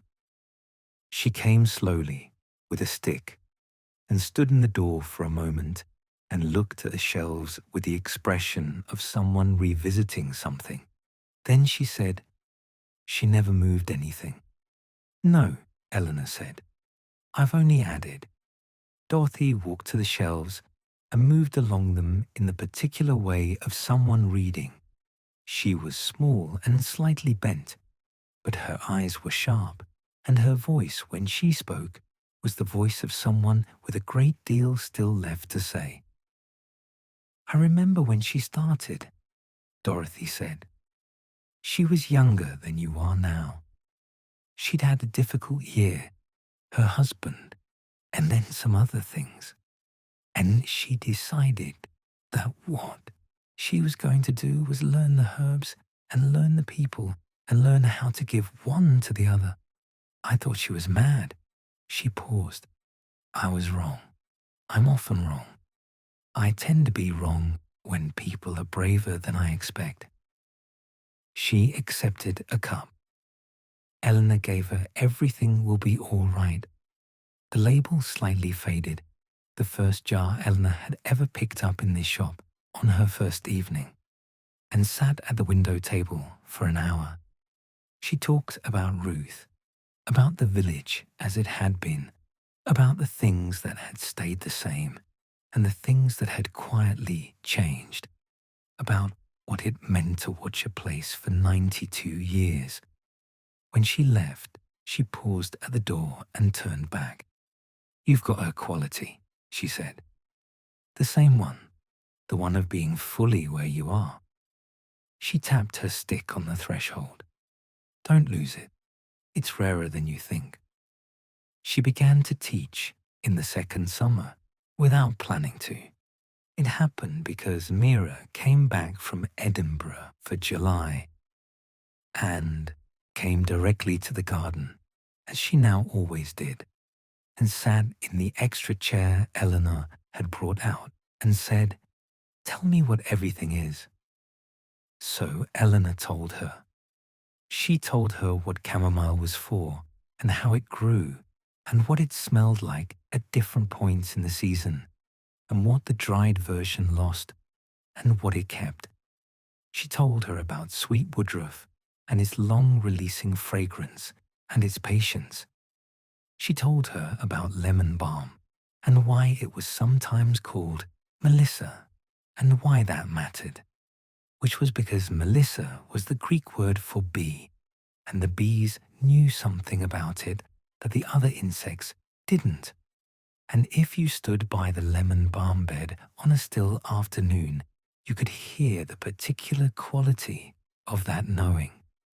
Mira took notes. She was studying literature, yes, but she was also, Eleanor could see it building in her across these conversations, beginning to understand that botany and literature were not separate things, that both were about the careful naming of what is observed, the attempt to find words adequate to what exists. By the end of July, Mira was making her own blends. Small ones, tentative, at the kitchen table in the evenings. She did not name them yet. Eleanor did not suggest she should. Naming was for when you knew what you had. The garden in July was its warmest, most extravagant self. The smell of it when you stood near the gate, enough to tell you, without entering, that something good was happening inside. October came again and brought with it the particular quality that Eleanor now knew was October's own, the sense of the year gathering itself, of things that had grown all summer, preparing to let go with a grace that was also a form of generosity. She harvested the herbs with more confidence this year. She knew what she was cutting and where to cut and how much to leave for next year, and she had the particular pleasure of skilled repetition, the pleasure not of doing something for the first time, which is the pleasure of discovery, but of doing something again with the full understanding of what you are doing. She tied the bundles and hung them from the frame along the south wall as she had found them when she arrived, and standing in the October garden looking at them, she thought that this was what it looked like, the passing on of a practice, not the same but not different, continued. Thomas brought apples. She made cake. He ate it at the kitchen table and said, after a long, comfortable silence, "You'll be here next year." "I will," she said. "And the year after." "And the year after." He nodded as if confirming something he'd been certain of for some time and was simply registering aloud. He finished his cake. He left. She looked at the October garden from the kitchen window and thought about next year with the particular pleasure of someone who has next year that is specific and real and full of things she is looking forward to. One November morning, a Tuesday, his day, his reliable Tuesday. Thomas came in and sat down without collecting his usual blend, which was sufficiently unusual for Eleanor to notice without commenting. She made him the 51st blend, because it was the one that seemed, this morning, right? He drank half of it and then said, "I've been thinking about what you told me, about the notebook, about what she wrote about people." "What specifically?" He considered. "She wrote about people with, I don't know the word, with kindness in it. Not soft, exact. She saw exactly what people were and wrote it down without making it mean anything other than what it was." He looked at his cup. "I've never been good at that. I see things, and I make them mean something they don't mean. I make them mean trouble, mostly." Eleanor did not say anything. She had learned, from Ruth's notebook and from her own year of practice, that some things required a space around them rather than a response.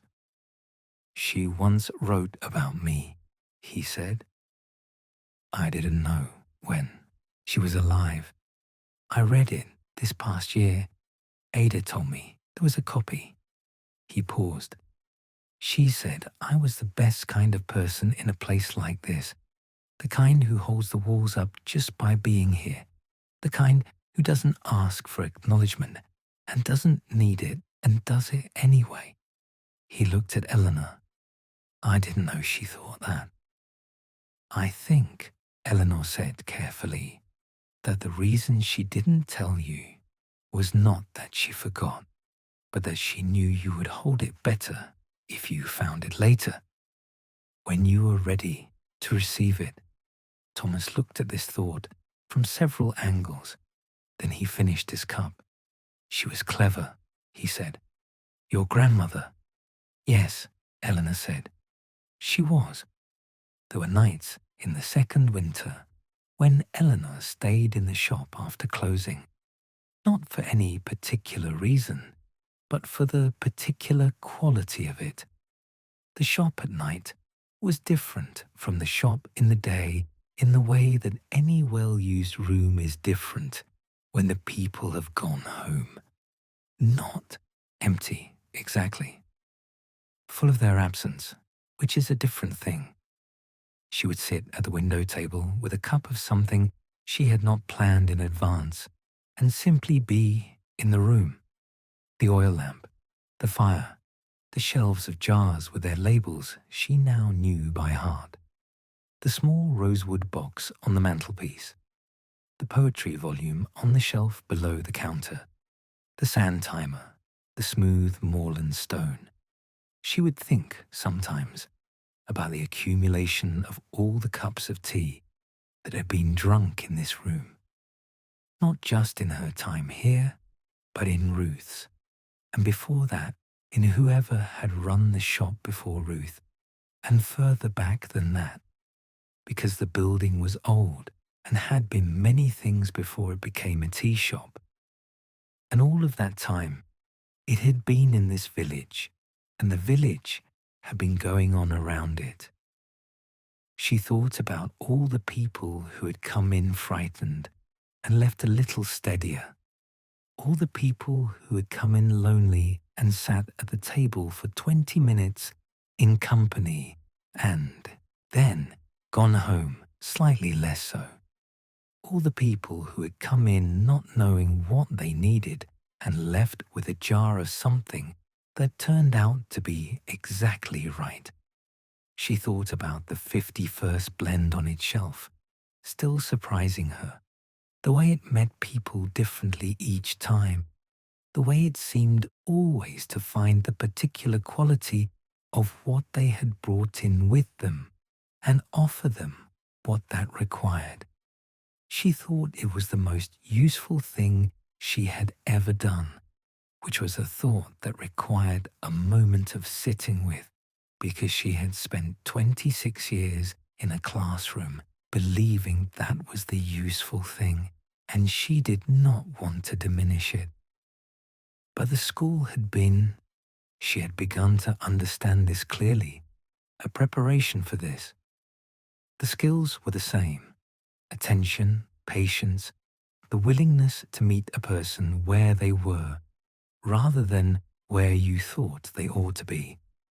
Ruth had known probably when she had left the shop and the notebook and the blue tin and the slow-releasing woodruff that her granddaughter was exactly the right person for this. She had simply trusted the inheritance to know its timing. It had. March came for the second time, and the narcissus came up again.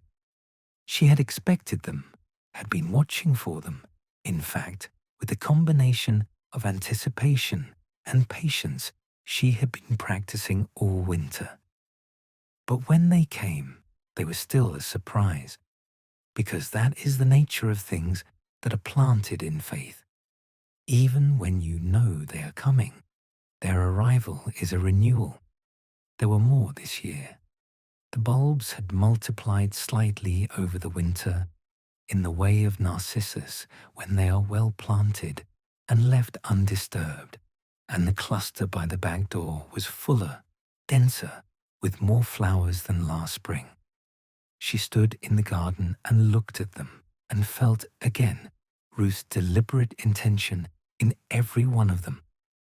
She planted more that afternoon, new bulbs bought the market, further along the bed, an extension, an addition to what had been given.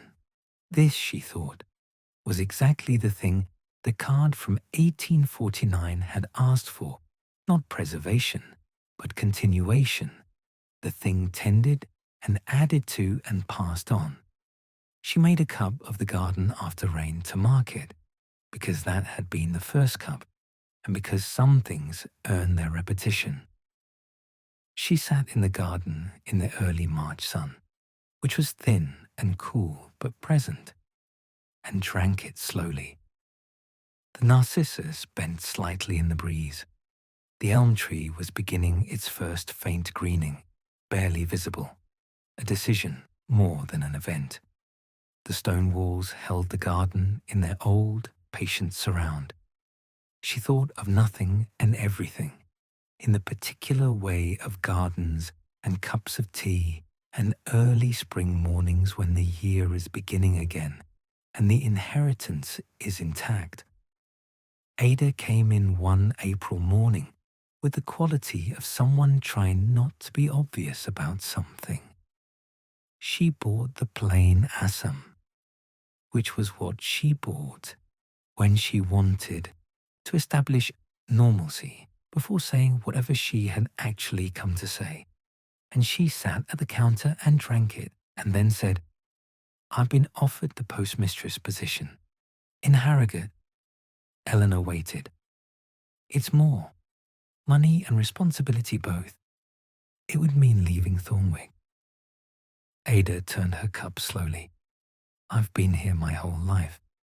Is that a reason to stay or a reason to go?" Ada looked at her. "That's a rude thing to say. She left it for me in the notebook. It applies to most things." Ada considered this for a moment. "Both, I think. It's both." She looked out the window at the village green, which was in its April best, the chestnut tree in new leaf, pale green and luminous, the green itself emerald. "I love it here. I'll always love it here. But I think I've been waiting for something to want more than the safety of the known, and this might be it." Eleanor went to the shelves. She came back with "Before You Go," the same jar she had made for Mira 2 years ago now, in that early Saturday afternoon that felt like the beginning of everything. Ada held the jar and looked at the label for a long moment. Then she looked at Eleanor. Her eyes were bright. "That's Mira's," she said. "It's everyone's," Eleanor said. "When the time is right." Ada took the jar home that evening. She accepted the Harrogate position the following week. Ada's replacement was a young man of 23 called Peter Marsh, no relation, though he had been considerably startled when he came in for the first time and saw the name above the door, who was quiet and slightly nervous and wore his postal coat as if it might come off if he moved too quickly. He came in on his first week at the end of his morning round and stood at the counter and looked at the shelves without asking for anything. Eleanor waited. After a while, he said, "My grandmother used to say there was a shop here that could tell what you needed." He looked slightly embarrassed to have said it. I didn't really believe her. "What did your grandmother need when she came?" He thought about it. "She used to come in December, I think. She said it helped with the dark, the short days." Eleanor went to the shelves and found The Last Light of October, the one she had been making for Thomas every autumn, and then reconsidered and reached for a different one, smaller, further back, which she had made herself the previous November and had not yet sold to anyone. December Blue, she had called it, 'cause that was the color it worked with. The particular northern blue of winter afternoons when the sun is already leaving. You have 3 more hours of dusk to get through. He held the cup with both hands and drank it and looked surprised. "What's that?" he said. "Something I made," she said, "for the dark." He came back the next week and the week after. By his 3rd month in Thornwick, he was stopping in every morning before his round. the same slot Ada had always used, and he sat at the counter with his cup and sometimes talked and sometimes didn't, and either way it suited him, and the shop held him as it had held everyone who came, without condition, without demand. Frances brought Ruth to the shop on a day in March that was her first birthday, and set her on the counter, and the baby, who was not entirely a baby anymore, was a small, determined person with her mother's dark hair and an expression of careful inquiry toward the world. Looked immediately at the shelves of jars. She reached out one small hand toward the nearest jar. Eleanor moved it gently closer. The baby's fingers closed around the glass, and she held it very seriously and looked at it. She does that at home too, Frances said, picks things up and holds them and really looks. Good instincts, Eleanor said. The jar she was holding, as it happened, was Everything Will Be All Right, the first jar Eleanor had ever touched in this shop, on the first evening, standing in the lamplight of the newly lit fire. She looked at the baby holding it. She thought about inheritance, about what is passed on and what is found, about the small rosewood box and the card from 1849 and the sweet woodruff planted in faith for someone who had not yet been born. She thought that some things were not planned, but were nonetheless intended, that the world had in it, alongside all the uncertainty and all the difficulty, this quality, the willingness in certain places and certain practices and certain people to keep something ready for whoever arrived needing it. She made Frances a cup of something new, which was still, she thought, the right blend for Frances, who was always and happily becoming something she had not quite been before. She sat at the table with her daughter on her knee and drank it in the March morning, and the shop was warm and smelled of tea and dried herbs and the slight sweetness of birthday cake that Frances had brought wrapped in cloth, and outside the narcissus were blooming again. On the evening of the second anniversary of her arrival in Thornwick, the October evening that matched in weather and light and the quality of the village going about itself, that first evening when she had crossed the green with her 2 bags and the key in her hand and the unopened envelope in her pocket. Eleanor closed the shop at 5 o'clock and stood for a moment in the quiet of it. She looked at the shelves, every jar in its place, the 51st blend on the second shelf, slightly larger than the others, its label in her handwriting, the small shelf below the counter with its accumulation of kept things, the fire which she had built for the first cold night of autumn, burning steadily. She put the kettle on.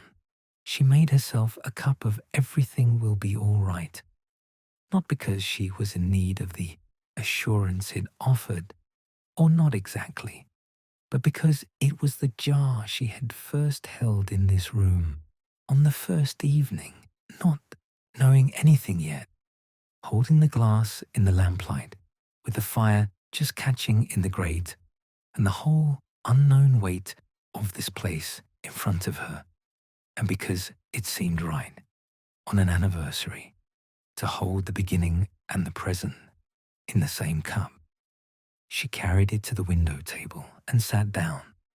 Outside, the village green in the October dusk, the chestnut tree, which she loved now with a particular love of things that have been present at important moments, losing the last of its leaves in the evening breeze.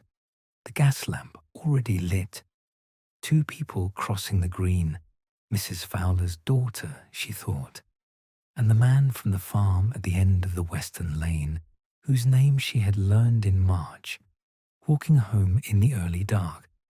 Inside, the lamp on the table, the fire, the shelves. She held the cup.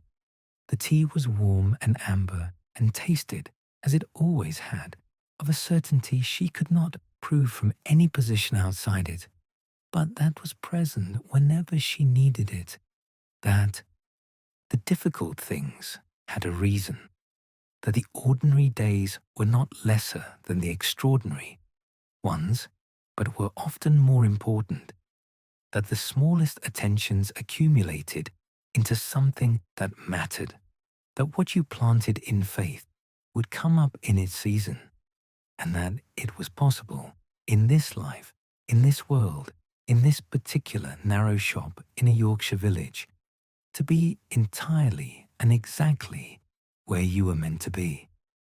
She drank the cup slowly. The elm tree moved in the evening wind. The village lamp made its quiet star on the dark glass. Somewhere in the lane, a door opened and closed. She sat with her hands around the empty cup, warm still, for a long time. She was home. Thank you for listening. Rest well.